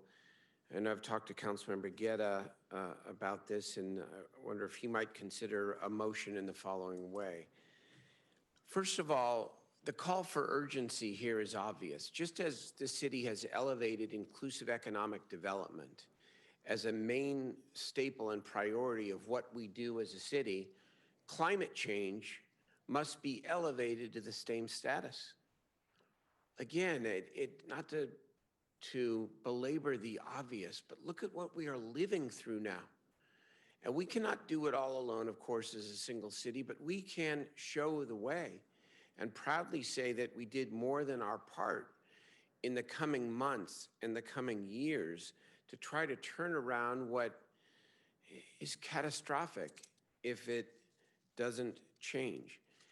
A problem we have in our city organizationally, it seems to me, is that when you look at these recommendations, different parts of the city have jurisdiction over different pieces of it. And that by definition is a challenge. You've got Public Works that obviously oversees transportation. You've got planning and building that would address the issues of electrification through our planning and building codes as two examples. And so I think it is essential, Mr. City Manager, that you bring back to the City Council a proposal to identify a high-level, talented person, can be within the city organization, to help lead this climate effort to implement these recommendations in an aggressive way. Because if we don't have someone beyond the policymakers and our staffs guiding this work, I'm afraid that it's going to end up unintentionally fragmented, and it won't get done with the fidelity and with the urgency that it demands. So that is one piece that I'd like to bring back within the next, I would say, again, and we always say 30 days. I would say, 30 to 45 days, because this is a matter of urgency. Secondly, I would ask that planning, building, and the city attorney begin to draft an ordinance requiring all new low-rise construction to be electric, to return to the council in September, not with the ordinance itself completed, because I know what it takes to do an ordinance, but with a public hearing schedule so we can begin the outreach to all affected parties so that we can get this done within months and not a year or a year and a half. To direct staff to work with PG&E, to work with SMUD and the city team to determine a schedule and funding for retrofits to gas infrastructure over the next decade, which is part of the council recommendation as well, and to begin identifying the funding, the grants and resources to fund retrofits, particularly in marginalized neighborhoods. To direct the building department staff to work to adopt the building code upgrade for EV-ready and installed infrastructure to increase the EV fleet in Sacramento. To find a way to continue to work with Councilmember Schneer to fund the youth transit program, which I know you're working on. And we're working on that together, actually, to try to come up with that funding. There are sources of funding out there for a variety of these requirements, including Green Means Go, which is the SACOG-inspired effort at the state legislature to draw down $100 million of additional cap and trade funds every year. Last but not least, I think one of the most exciting things that we could do, and I'd ask for, again, a report back within the next 30 to 45 days about how we can begin a slow streets movement here in Sacramento. We know what, most people know what that means, and that is to have our communities and our neighborhoods lead an effort to identify a number of streets in Sacramento that would be accessible only for bikes and pedestrians. Now, our very fine staff, Jennifer Wyatt, has done some preliminary work. And if the city has to do it all, it can be a pretty expensive undertaking. But if it is neighborhood-led, with a significant onus and responsibility on the neighborhoods to maintain the cones and the other things that are necessary to maintain the street closure, I think the cost can be brought down, and it can be a challenge to our neighborhoods who are interested in envisioning this future to become even more involved. So I'd like to bring that back as well with a set of options, so how we, in a way, we can get started with developing some slow streets and show how it can work. And so those would be the things that I would ask for out of this evening. Of course, the report is complete with a whole host of other recommendations, but what the commission is looking for, what the community is looking for, what the public is looking for, is a sign and a signal that we are serious about prioritizing this existential issue of climate. And by the way, it is not opposite of our inclusive economic development agenda. If you look at some of what we funded today through the youth, through the CARES Youth and Workforce Development Funding, we did $1.4 million for the California Mobility Center, seeking to make Sacramento the research and development center for alternative fuels and clean transportation. We funded in the package today some green workforce development as well to train people in careers in the solar energy field. And so all this links up together, but now is the time to take this outstanding work and to ensure that, God, that it does not sit on a shelf, that we actually put it into action. Councilmember Guerra, I'll turn it to you. Thank you, Mr. Mayor. And I want to start off by moving the motion you've outlined to, one, within 30 to 45 days, have the city manager come back with a lead staff person. Two, to bring back the beginning of an ordinance within our different various departments on the issue of electrification. Three, to direct staff to look at how do we schedule and phase in the infrastructure of gas with our utility providers, both PG&E and SMUD. And four, to allow for the efforts and to expedite how we can look at making electric vehicles being part of our fleets. Five, to support the youth bring back a proposal on how to fund the youth transit funding. Sixth, within 30 to 45 days to start a process of options to institute the slow street movement. And I'm going to add a 7, Mr. Mayor, for the staff to bring back an economic strategy on jobs that meet the Climate Commission goals so that our workers in the city and our youth in the city who are part of these STEM programs are also within the communities that are looking for jobs. So I'm going to put that motion there. I'll say this, Mr. Mayor, it's been a long night, but tomorrow morning, the air quality levels are going to be devastating still, difficult for many families. But even on a good day, the communities in our city that are facing a lot of these challenges in our low-income communities have faced the issue of heat island effect, higher particulates, and all of those issues that affect the development of lungs for young kids. Many of our streets have been designed from old highways. And so in areas like Stockton Boulevard and in North Sacramento, we have areas where they're most dangerous in the entire city. So active transportation becomes an even bigger challenge. And finally, that we can't function independently. The fact that we're working on this with our partners in Yolo County and making air quality, making climate change, making these efforts a solution, it's going to be a regional solution for us to be able to make significant change.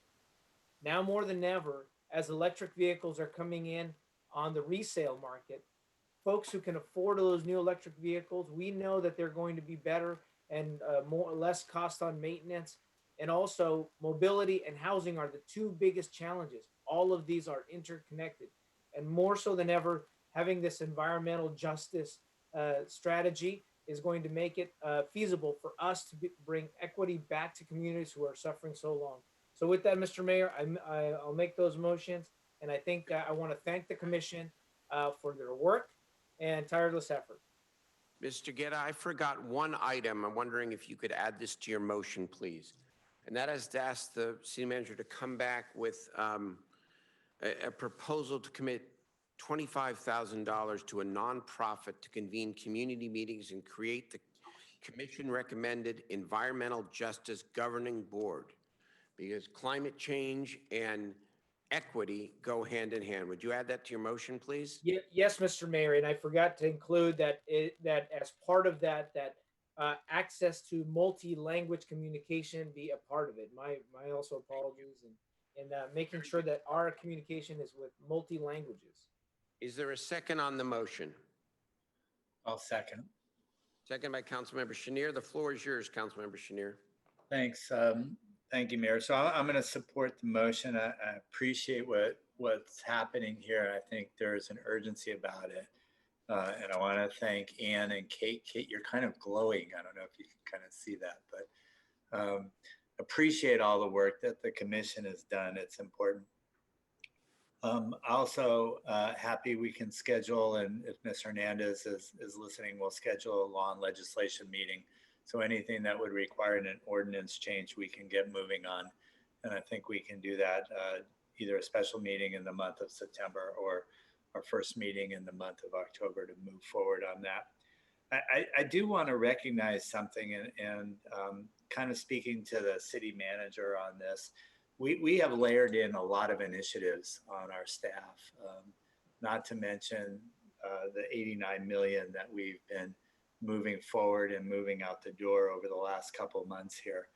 And that has really impacted, as we said earlier tonight, all of our departments across the board. And I don't know that we've given folks time to breathe as all of this work is being done.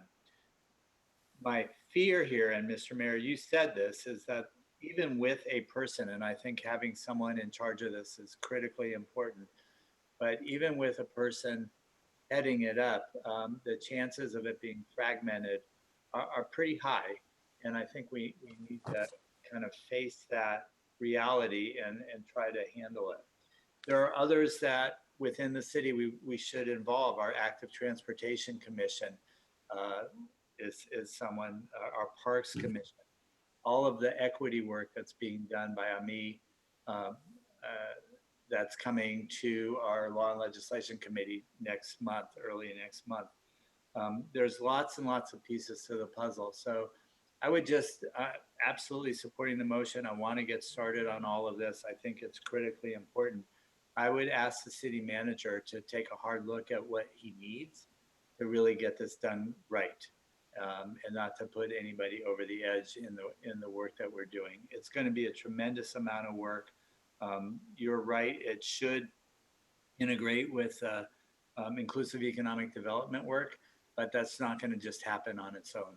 I think we need to be really intentional about how we do this, how we involve all of our departments in it, because this will touch everyone, as does the economic development work, as did the 89 million.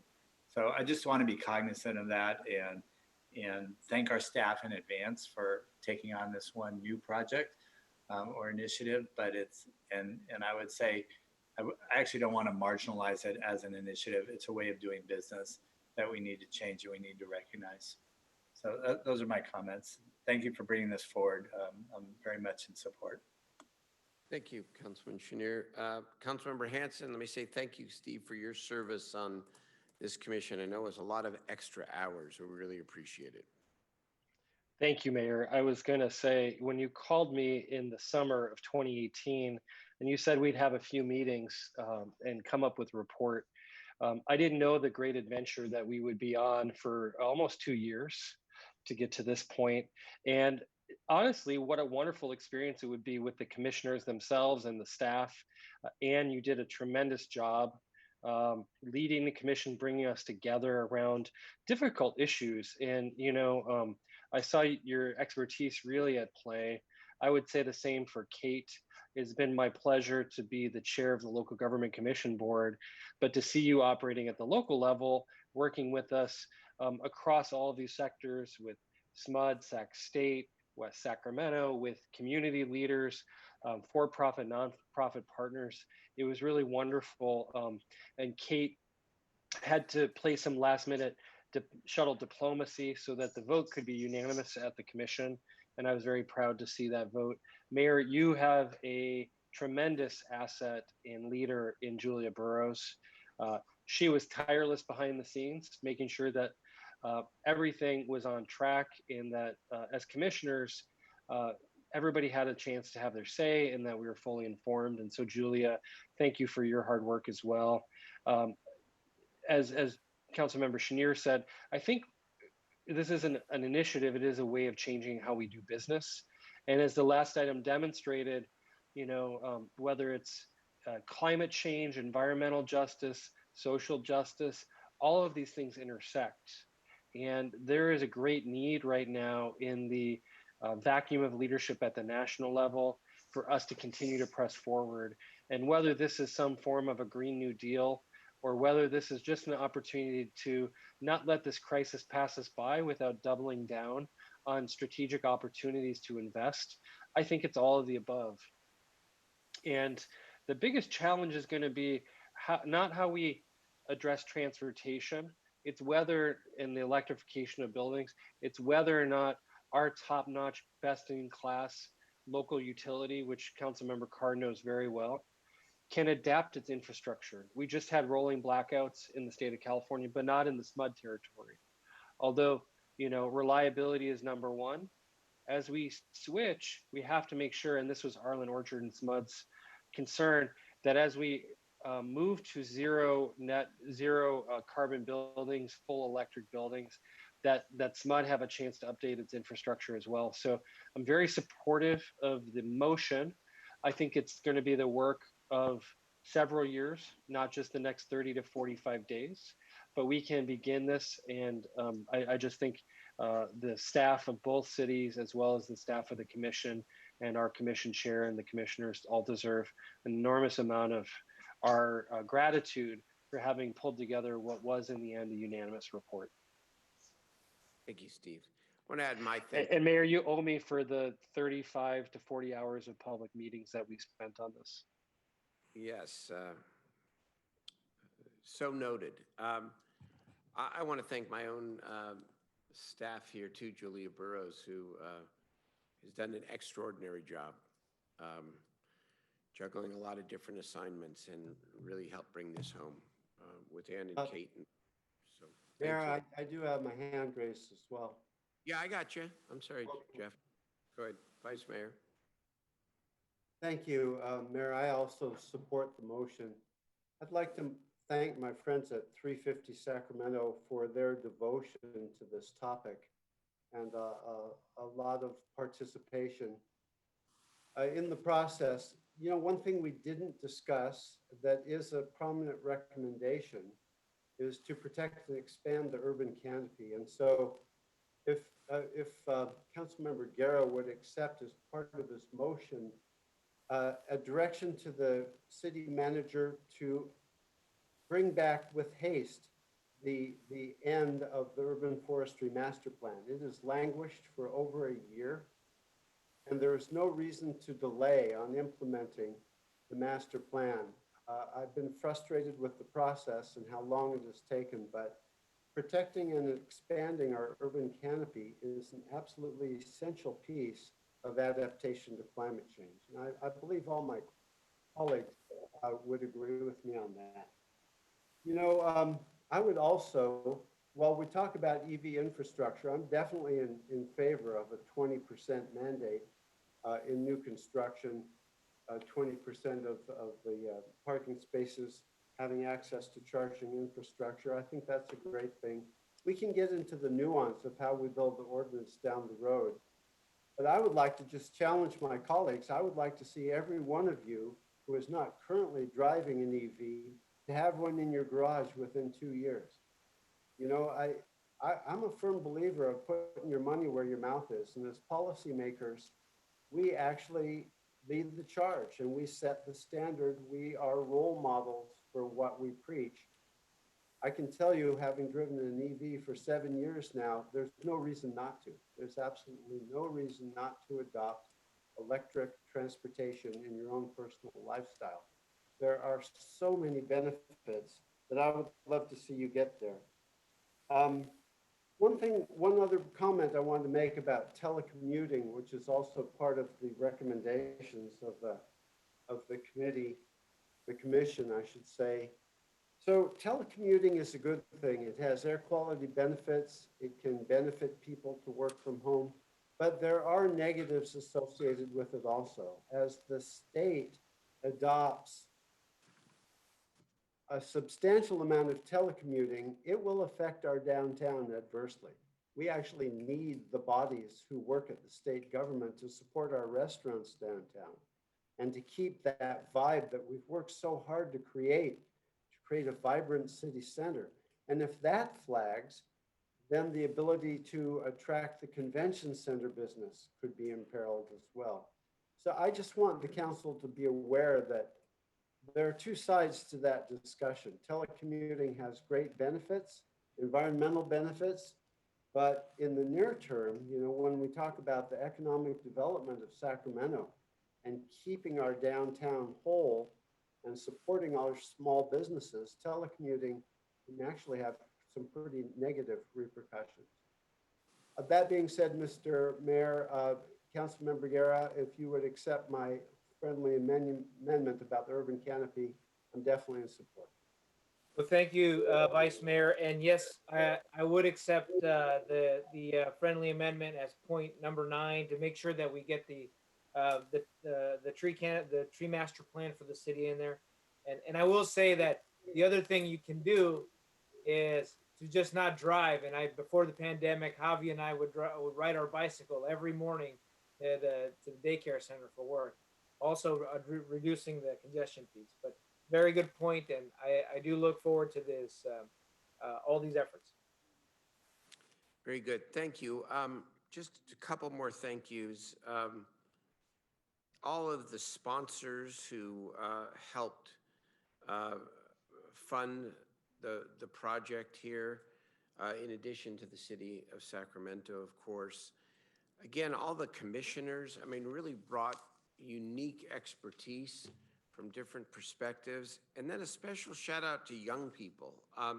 You know, 375 young people participated in a summit that the commission put on at Sacramento State and a separate high school summit at River City High School. And so our hope, I think more than anything else, lies in not just the changes we can make, but in the fact that this next generation is telling us that we cannot wait on climate. And it's really a great piece of work, and let us move forward. Howard?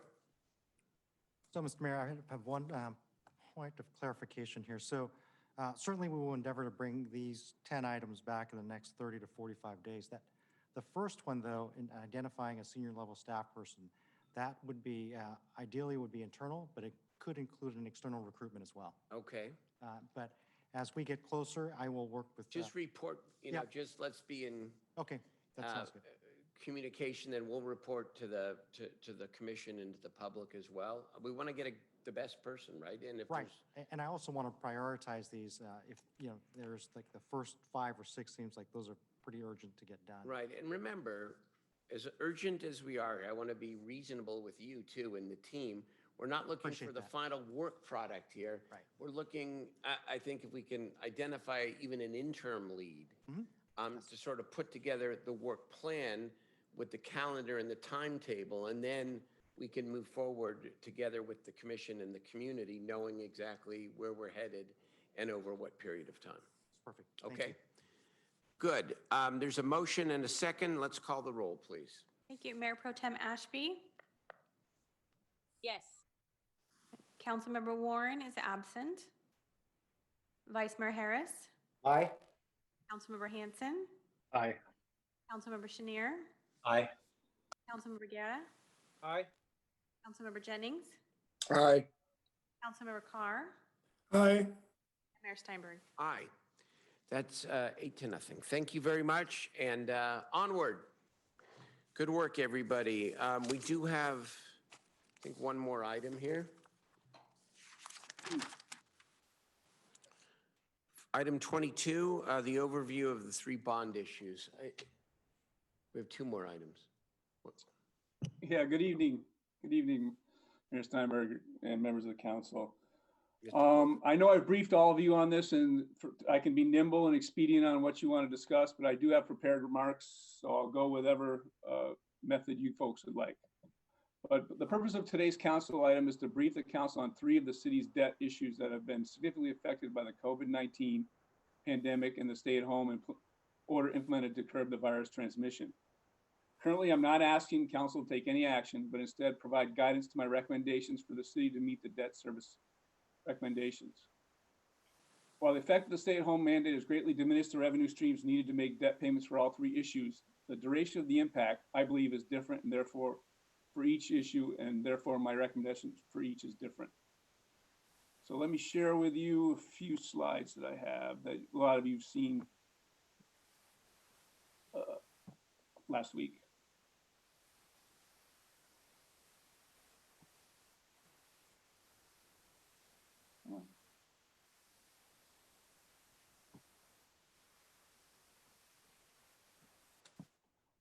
Okay.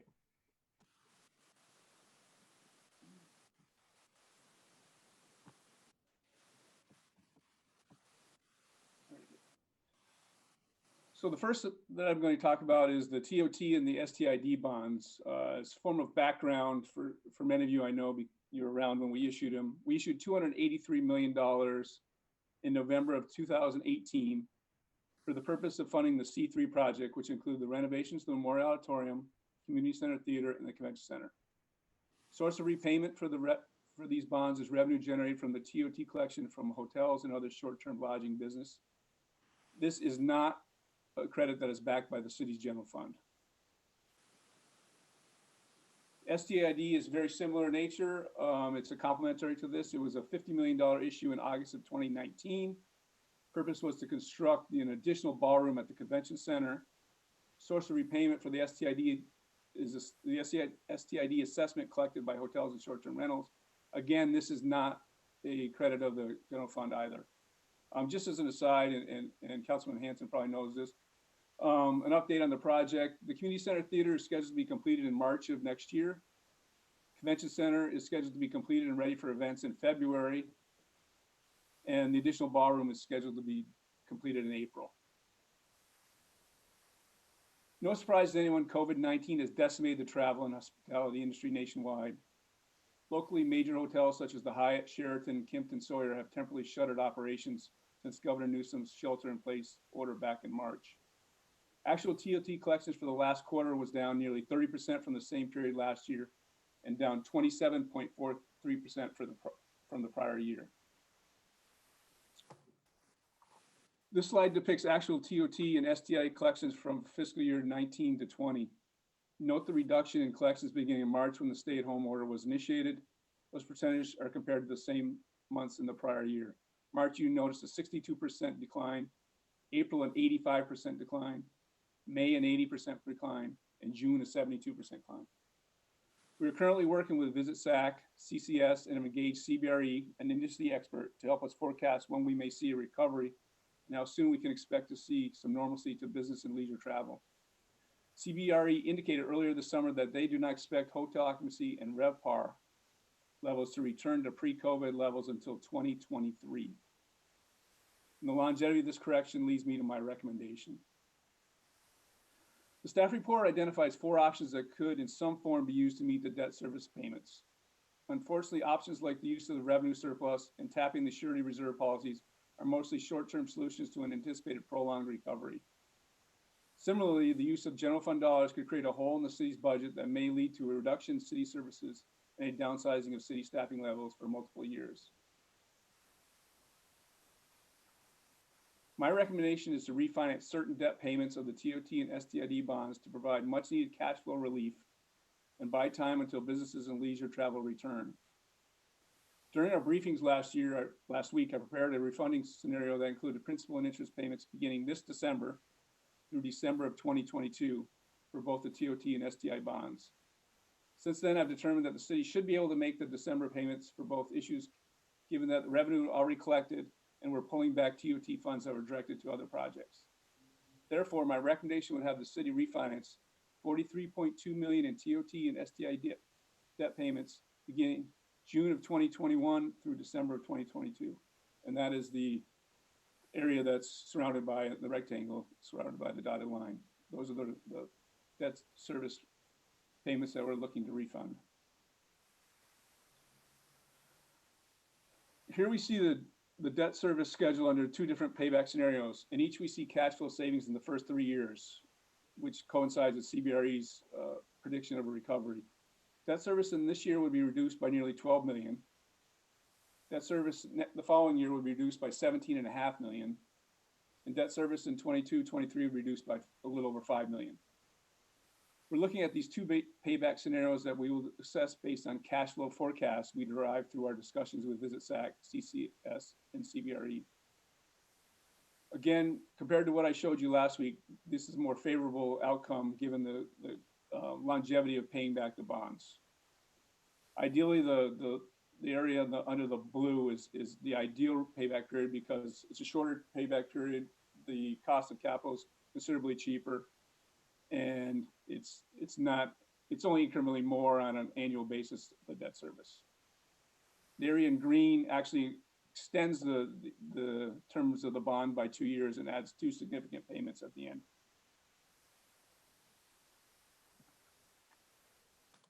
This slide shows graphically what the payment stream would look like in each of the 2 scenarios. The green line shows the current debt structure payments.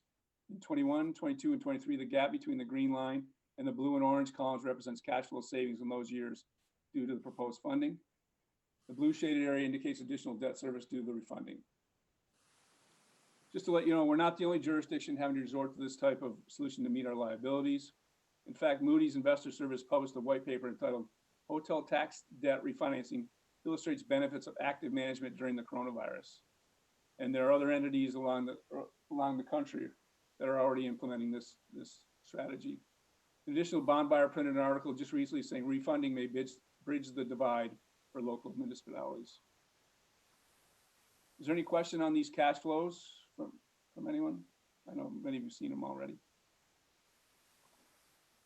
And slide 7 was, as a form of nostalgia, this slide was part of our presentation to the council back in 2018 when the TOT bonds were issued. As part of the city's debt policy, council requires the CTO to do a stress test on every debt issue to determine the city's ability to meet the obligation. The city's financial advisor used historical data dating back 25 years of the TOT. Not to get too mathematical, but we determined that the revenue model was sufficient to meet the debt service needs, even if the TOT dropped by 12.5% in the first year. That's 2 standard deviations for you mathematicians. This was an outcome that had never been realized in 25 years, not even during the Great Recession, where we saw a 9 and 10% drop in 2 successive years. Unfortunately, this 27% drop that we just witnessed was greater than statistical analysis ever considered. As you can see, 99% confident it wouldn't drop more than 21.5% in a given year. Therefore, I believe that refinancing the debt service payments through December 2022 is the only viable option for the city at this time, presented with the uncertainty of the recovery and the lack of other available resources given the magnitude of this historic pandemic. As a conservative steward of the public funds, this is not a solution I would recommend in ordinary times. We are in extraordinary times, and I believe this remedy is the best option available. Hey, John, this is Jeff. Can I ask you a question? You sure can, because I'm at the point where I want to take questions, Jeff. Oh, great. Well, thank you. And I appreciate you bringing this slide to the fore because, of course, I was the one pushing you for the stress test. And it's important, I think, for the public to understand that while we were planning for a pending recession or downturn, nobody could have prepared for a pandemic when TOT went completely flat. My question for you is, if we defeased or restructure the C3 bonds, how much actual debt service in dollars does that add over the payback period? Well, if I bring you back to this, it shows on an annual basis, if you do the option on the right, on the left, excuse me, you're increasing debt service by about $3.1 million from years. Let me see, I can see better on this one. From years 2023 or 2024 to 2042, which adds, you're paying about 50% on top of what your principal you would be refinancing. So we're looking at $43 million of refinancing that was going to cost at the end of this process about $60 million. And on option 2? And option 2, which you're extending a lot longer, you see that your incremental increase in your debt service is only about $1.5 million. But that, since you have 2 balloon payments at the end, if you can see in 49 and 50, you're paying $22 million. That would cost you north of 80. North of 80. We're talking basically between 90 and $94 million. Wow. Yes. Okay. Well, thanks. And we're looking at rates that are cheaper than when we issued the debt. We issued the debt at about 4.21%. We'd be issuing this debt somewhere between 3.5% to 4%. But it's still the magnitude of the time value of money compounding. Wow. That's very instructive. Thank you, John. Sure. Is there any other questions about the TOT before I jump into the G1C? Yeah, I have my hand up, Mayor. I can wait or I can ask it now. Yeah, let John finish the presentation and then then we'll go to the members. Go ahead. Okay, John. great.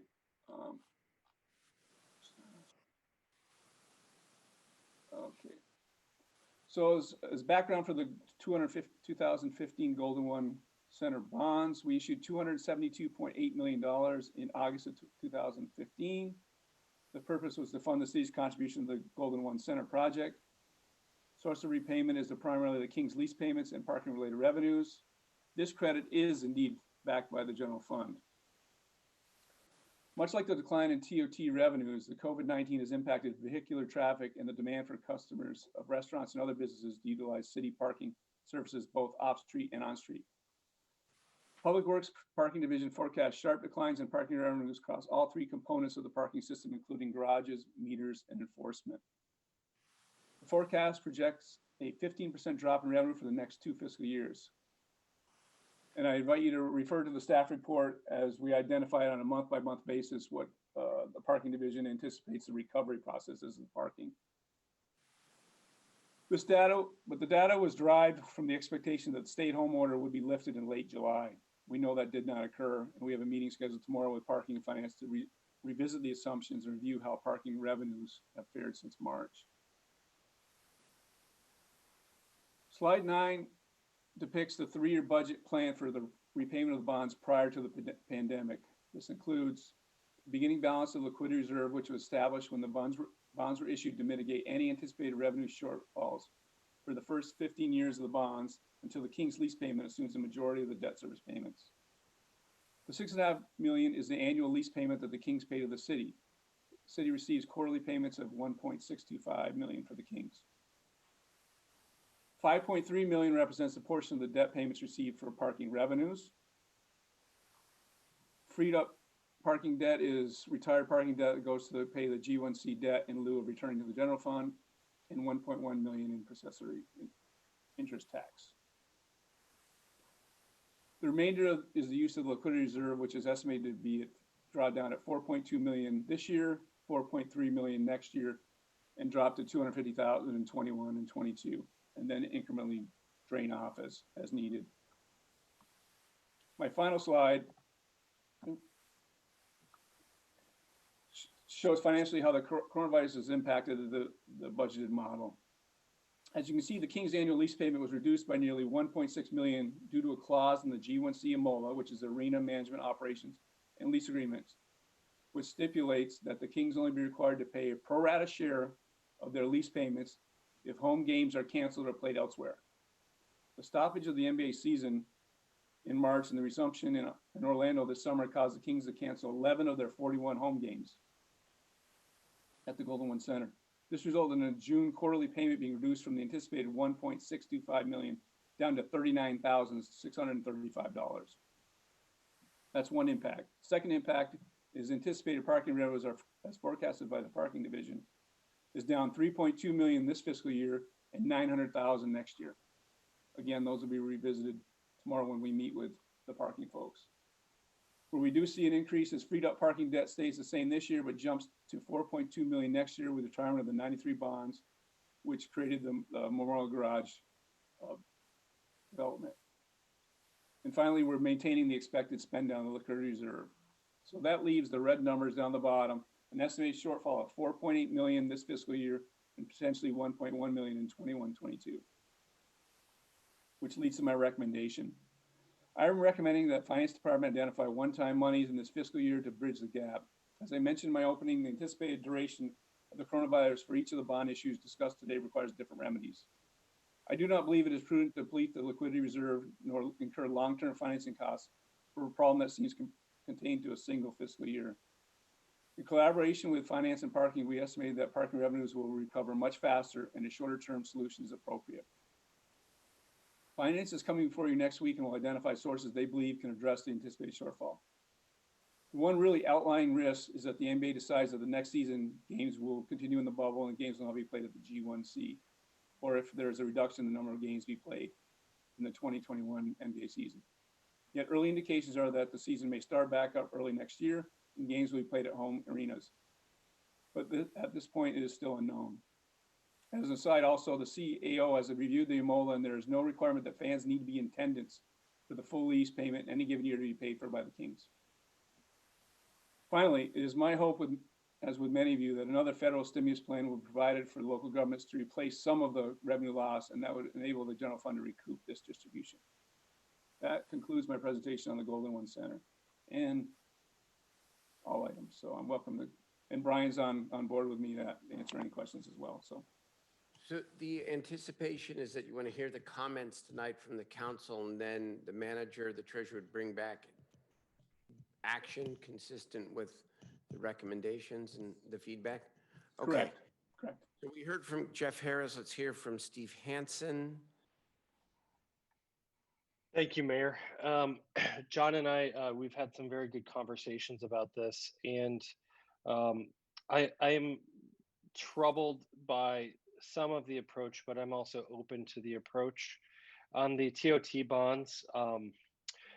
I do know that that is a very difficult situation because we derive that revenue from hotel occupancy. I believe that it's possible, based on my conversations with Visit Sacramento, to get more accurate predictions than the ones we have typically relied on for, the occupancy based on 90 days prior. So John, rather than bring this to us next week, I believe that Mike Testa said that they could have some more fine-tuned information to us potentially by mid-September. That's number one. I don't want to take any council action on this until we're fully informed first. Can I address Second, that, council member? I'll just finish and then Okay. I'm happy to turn it over to you because Sure. I have a rhythm right now and I'll lose it. All right.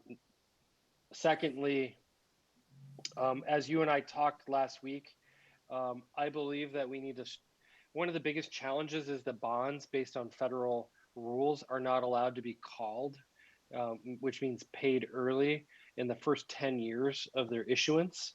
And that's going to be true, I believe, for the defeased bonds that we're talking about on the TOT tonight as well. I believe that if cash flows recover above and beyond the debt service, that we should set up a reserve to capture 50%, 70%, 100% of that waterfall to preserve for at year 10, which under this scenario is 2030, to pay back a sufficient amount of those bonds, thus deferring what is a very large increase in the amount of interest paid over the 30-year life of the bonds. It's a very difficult pill for me to swallow that we would add 90 million or so in interest debt to save 2 years of debt payments. I understand this predicament that we're in. Nobody has a good crystal ball, obviously, which is why the statistical deviations were not contemplating a pandemic, economic collapse, et cetera. But at the same time, as much as it's a horrible situation, right now our hotels are being occupied because people are trying to get away, one. Number two, we have people who are sheltering in place here who are in evacuation situations. And so Sacramento continues to be a destination. I have a feeling that rather than zero TOT, we're going to see more substantial recovery. I'd like to model for that, but also just create a mechanism like a debt reserve, but just to pay down at year 10 those bonds that we are defeasing so that it doesn't limit us to using all of this 30 years just paying back this particular debt. And then secondly, or lastly, on the Golden One Center, I think the most substantial portion of revenues the NBA derives are from the TV revenues, the TV viewership, which is split amongst league partners. And so I have a very difficult time accepting the fact that the Kings are just going to stiff us on the amount they owe us for the building that they control, lease, and operate while they run these other facilities. And I get that they've lost a substantial amount of money. But we were told by our prior treasurer, prior city manager, prior city attorney, some current council members, that we had protected the general fund in this, in the way that we structured this debt. Obviously, this is a very unusual situation, but we've got players who make more in a year than it cost the city in this particular debt issuance. And I believe we should go back and negotiate with the Kings for full payment or at least substantial payment of that lease, given that they're still going to be earning TV revenues with the playing going on in Miami. I don't think it's fair for them to stiff us as a city on this. So those are my comments, Mr. Treasurer. I'd be happy to work with you and whoever else on those, but I think we have to have a very aggressive posture at collecting the G1C debt. And I believe after talking to Visit Sacramento, that there's vacation at home campaign deserves potentially support from the city. I know, Mayor, you're bringing back next week potential support through the CARES Act for Visit Sacramento. And I believe that that is an opportunity to specifically identify a portion of that money for marketing of our particular hotels for regional visitors who may want to come in to get away for whatever reason, and to hopefully boost those occupancy numbers back into a territory that covers the city's obligations on its debt. Thank you. Jeff Harris. Thank you, Mayor.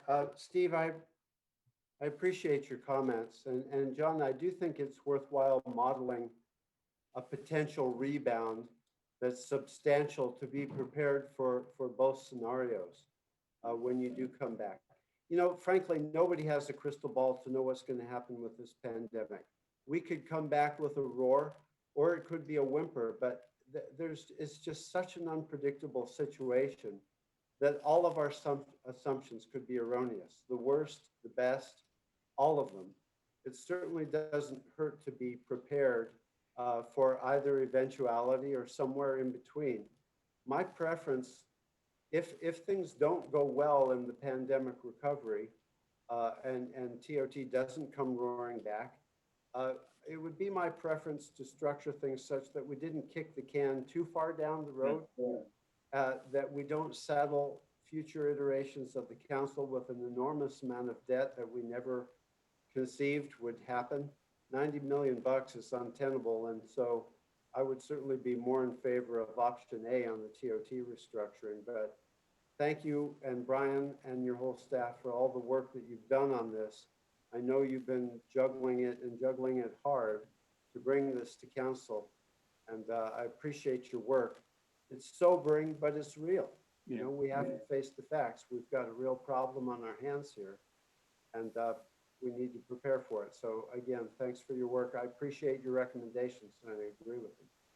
Yeah, just to clarify something is we won't be coming back next week requesting to issue bonds. That won't happen till October. We're still going to work with Visit Sacramento. We're waiting on CBRE to come back with this report. We have some time. So we wouldn't be looking till late September, maybe even early October if we ventured down this process, depending on what we're foreseeing.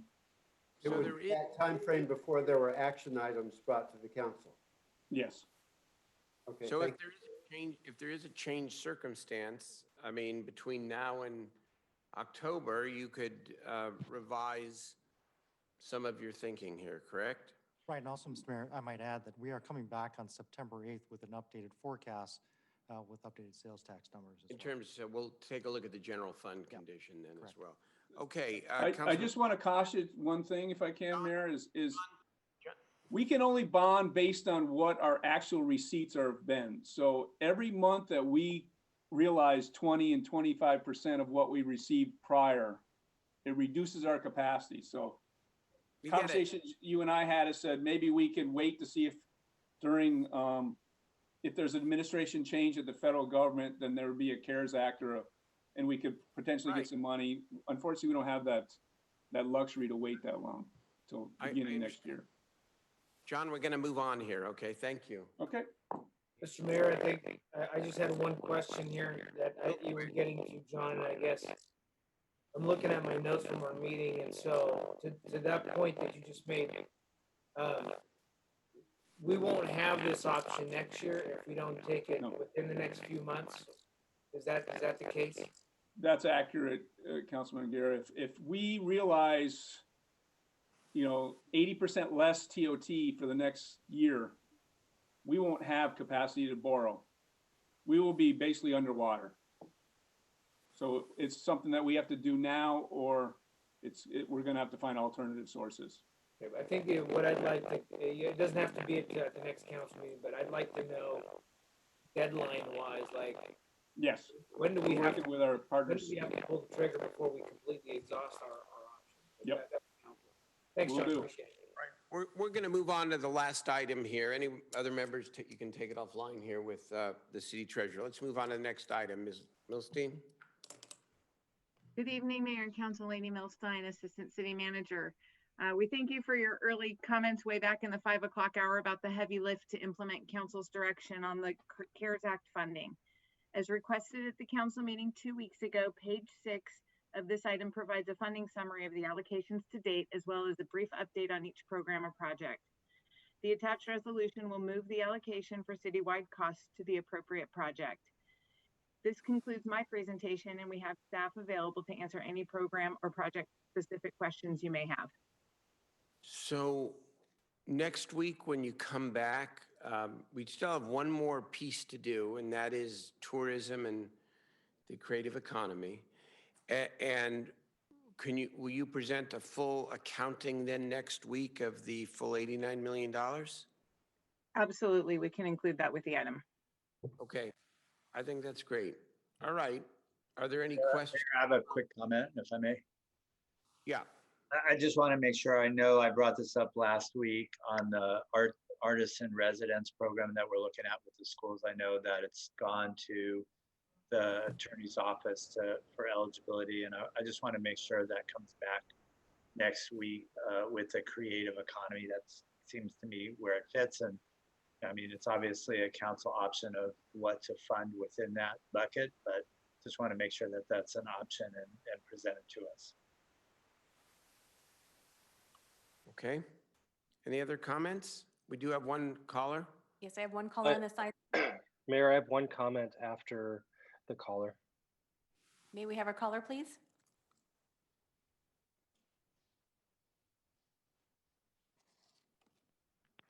Welcome to the meeting. You have 2 minutes to address the council. Right now? Caller, it's your turn to address the council. Please begin. Hello, this is Gina Lujan, and I'm calling to represent and speak on behalf of the Latino community here in Sacramento.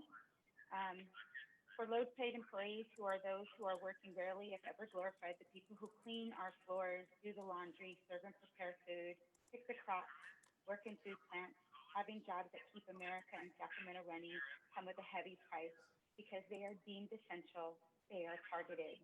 Latinos in California are less likely than whites, Asians, and Blacks to say that working from home amid the pandemic is an option, according to a new poll of California voters from the UC Berkeley Institute of Government Studies. 33% of the cases in Sacramento are Latinos that have COVID. This impact is affecting the households of the Latino community, the businesses that employ them, and the city ultimately. 26% of millennials in this country are Latino.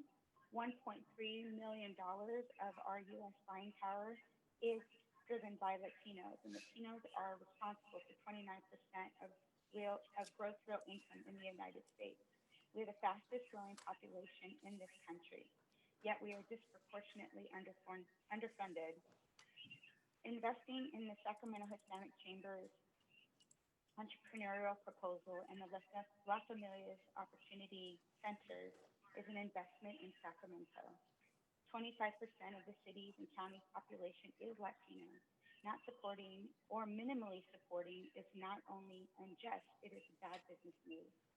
We must avoid the failed policies of the past and ensure economic data and that economic data is inclusive of the Latino community that drives new policy and create new policy creation. Thank you so much for reviewing our proposals. I hope that you move forward in supporting these. Thank you for your comments. Your time is complete. Will you make your final comment, please? Yes, thank you so much for listening, and I hope that you support the Latino community for this round of funding. Thank you for your comments. I have no more callers. Thank you. Councilmember Hanson? Mayor, I just wanted to thank the staff across the city, from the city manager on down, for the Herculean effort that it's taken to really deploy our CARES Act money. Everybody's familiar with the WPA era or the New Deal, all those programs that happened during the Great Depression. And I think within a very short period of time, our city staff have taken the charge given them by you through your letter and through working with the council to deploy very significant resources, the city attorney's office and the auditor as well, doing all the background checks, all of the conflict checks, all of the legal checks, and then writing the actual checks to get them out the door. So I don't think that that should go underappreciated, because it has been a Herculean effort in the midst of several different crises, and it is a lifeline that many people in our city have relied upon. And just the release this week of the Small Business Awards, the Creative Economy discussion from last week, I think is exemplary, as well as the workforce money from tonight. So thank you to everybody who's participated, and to all those people who have applied. Maybe you didn't get everything you wanted, but I hope you got enough to support what you need. And I know that this is imperfect, but compared to a lot of other jurisdictions across the country, I think this has been a exemplary process on many, many fronts, and it will be remembered as the difference between a collapsed city and a city that can still survive. So thanks. Thank you, Steve. You know, just on workforce alone today, 11,200 individuals are going to benefit from this over $10 million investment that we are making under the CARES Act to help people struggling to find work who need retraining. I just think, and that's just one piece of the $89 million. You're right, it's not perfect, man, but it is something to be proud of here. All my colleagues here and the city team, just outstanding. Thank you. Are there council ideas and comments here? So Councilmember Guerrero would like to speak on this item. I still need a motion on the resolution. Oh, So moved, Mr. Mayor. Second. And I'll just make my comment brief. Thank you for all the city staff on even coming on the weekends and talking to folks on the weekends and even at night meeting with community members and all the community partners. The fact that, you know, you guys took a lot of time out of your family. Sometimes we could see them in the background and you could see ours in the background. It was, you know, getting a lot more personal through Zoom here. So I just want to say thank you guys for taking all that extra time. Okay. Thank you, Eric. Okay, it's been moved and seconded. Please call the roll. Mayor Pro Tem Ashby, Yes. Vice Mayor Harris, Aye. Councilmember Hanson, Aye. Councilmember Chenier, Aye. Councilmember Guerra, Aye. Councilmember Jennings, Aye. Councilmember Carr, and Councilmember Warner absent. Mayor Steinberg. Aye. All right. Thank you all very, very much. All right. Are there council ideas and questions? Yeah, Mayor, I do have a couple of requests. The first is from the city manager. I've been working with Lachelle from SHRA to look at mitigations for homeless impacts in the River District. And, you know, when we looked at the Hawthorne Suites the other day, I thought that I felt that the rest of my colleagues understood the need to mitigate some of these impacts of homelessness. So we've created a program to bring back Pit Stop in a much more nimble fashion, portable attended bathrooms that would be usable throughout the city, because all of my colleagues have lots of impacts from homelessness. I know, Jay, you've got lots of fecal matter in D5, Eric, Alan Warren, Steve. So we put together basically a spreadsheet of what it would cost. So city manager, I'm asking you to bring back an agenda item to use $1 million of CARES Act money for mitigations of homelessness. We've spent over $60 million on housing the homeless, and yet we've allocated virtually only $900,000 through Public Works to address the waste and filth in our city. And I think that we need to be more proactive in this regard. So if you could bring that back, city manager, next week, hopefully, I would be very appreciative. And Lachelle has a spreadsheet to show you. Additionally, I have a request of Jay on the Law and Legislation Committee. You know, I introduced an ordinance to ban the use of leaf blowers when the AQI was over 101. Just yesterday, I saw numerous people using leaf blowers in the city when the AQI was 167. This is really problematic. We've been sitting on this ordinance for over a year. I have reached out to Herman Barahona of United Latinos. He declined my last invitation for a meeting to discuss the equity issue here. But this is something that can't wait. We can't wait for another year or more fires to stop leaf blowing when the AQI is dangerous. So I ask you, Jay, to bring this ordinance back for consideration as soon as possible. Thank you, Mayor. Thank you, Vice Mayor. Okay, anybody else? Yeah, Mr. Mayor, I'll work with Councilmember Harris on this too and see if we can't have the AQMD also be part of that and work on this piece together. Okay. And Eric, I appreciate the help. Are there board and commission appointments, Madam Clerk? Thank you to the Sacramento Youth Commission. Malika Nazir, just from District 1. Kylie Huang is the mayor's nomination at-large seat. Yashar Israel is the mayor's nomination in at-large seat. And to the Parks and Community Enrichment Commission, Eugene Lowe to seat B. And there is no public testimony for items not on the agenda, correct? That's correct. And And they, Mayor Pro Tem Ashby has one adjourn in memory, and then we're going to adjourn. Angelique? I do. Thank you, Mayor. Yesterday, Natomas lost a really important person. Her name is Molly, and her last name is borderline unpronounceable, but it's something like Ibatatatoramendia. Molly, you would lose track of how many things she's done in the community. She's been the president of our junior football league, the president of the high school boosters, the president of the PTA for Heron School, a leader in the Girl Scouts, just an absolute treasure. She is a young mom who a few years back got pancreatic cancer and beat it, actually, which if you know much about pancreatic cancer, it's one of the lowest survival rates, but she's a beast.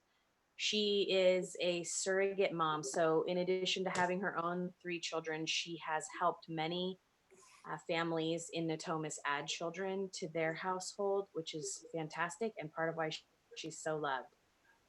About 2 years ago, she got pancreatic cancer back again, and she has been fighting and fighting, and the community has rallied around her, as well as her husband, who's a correctional officer, and her 3 children, 2 her in high school and 1 in junior high. And yesterday she succumbed to pancreatic cancer. So tonight I would just like to tell my district how proud I am of them for sustaining more than 3 years of meal trains and wish lists and bucket lists and loving on this family. And like to thank Molly for everything she gave to Natomas, an absolute titan of our community, and we will miss her deeply. Thank you, Mayor, for the opportunity.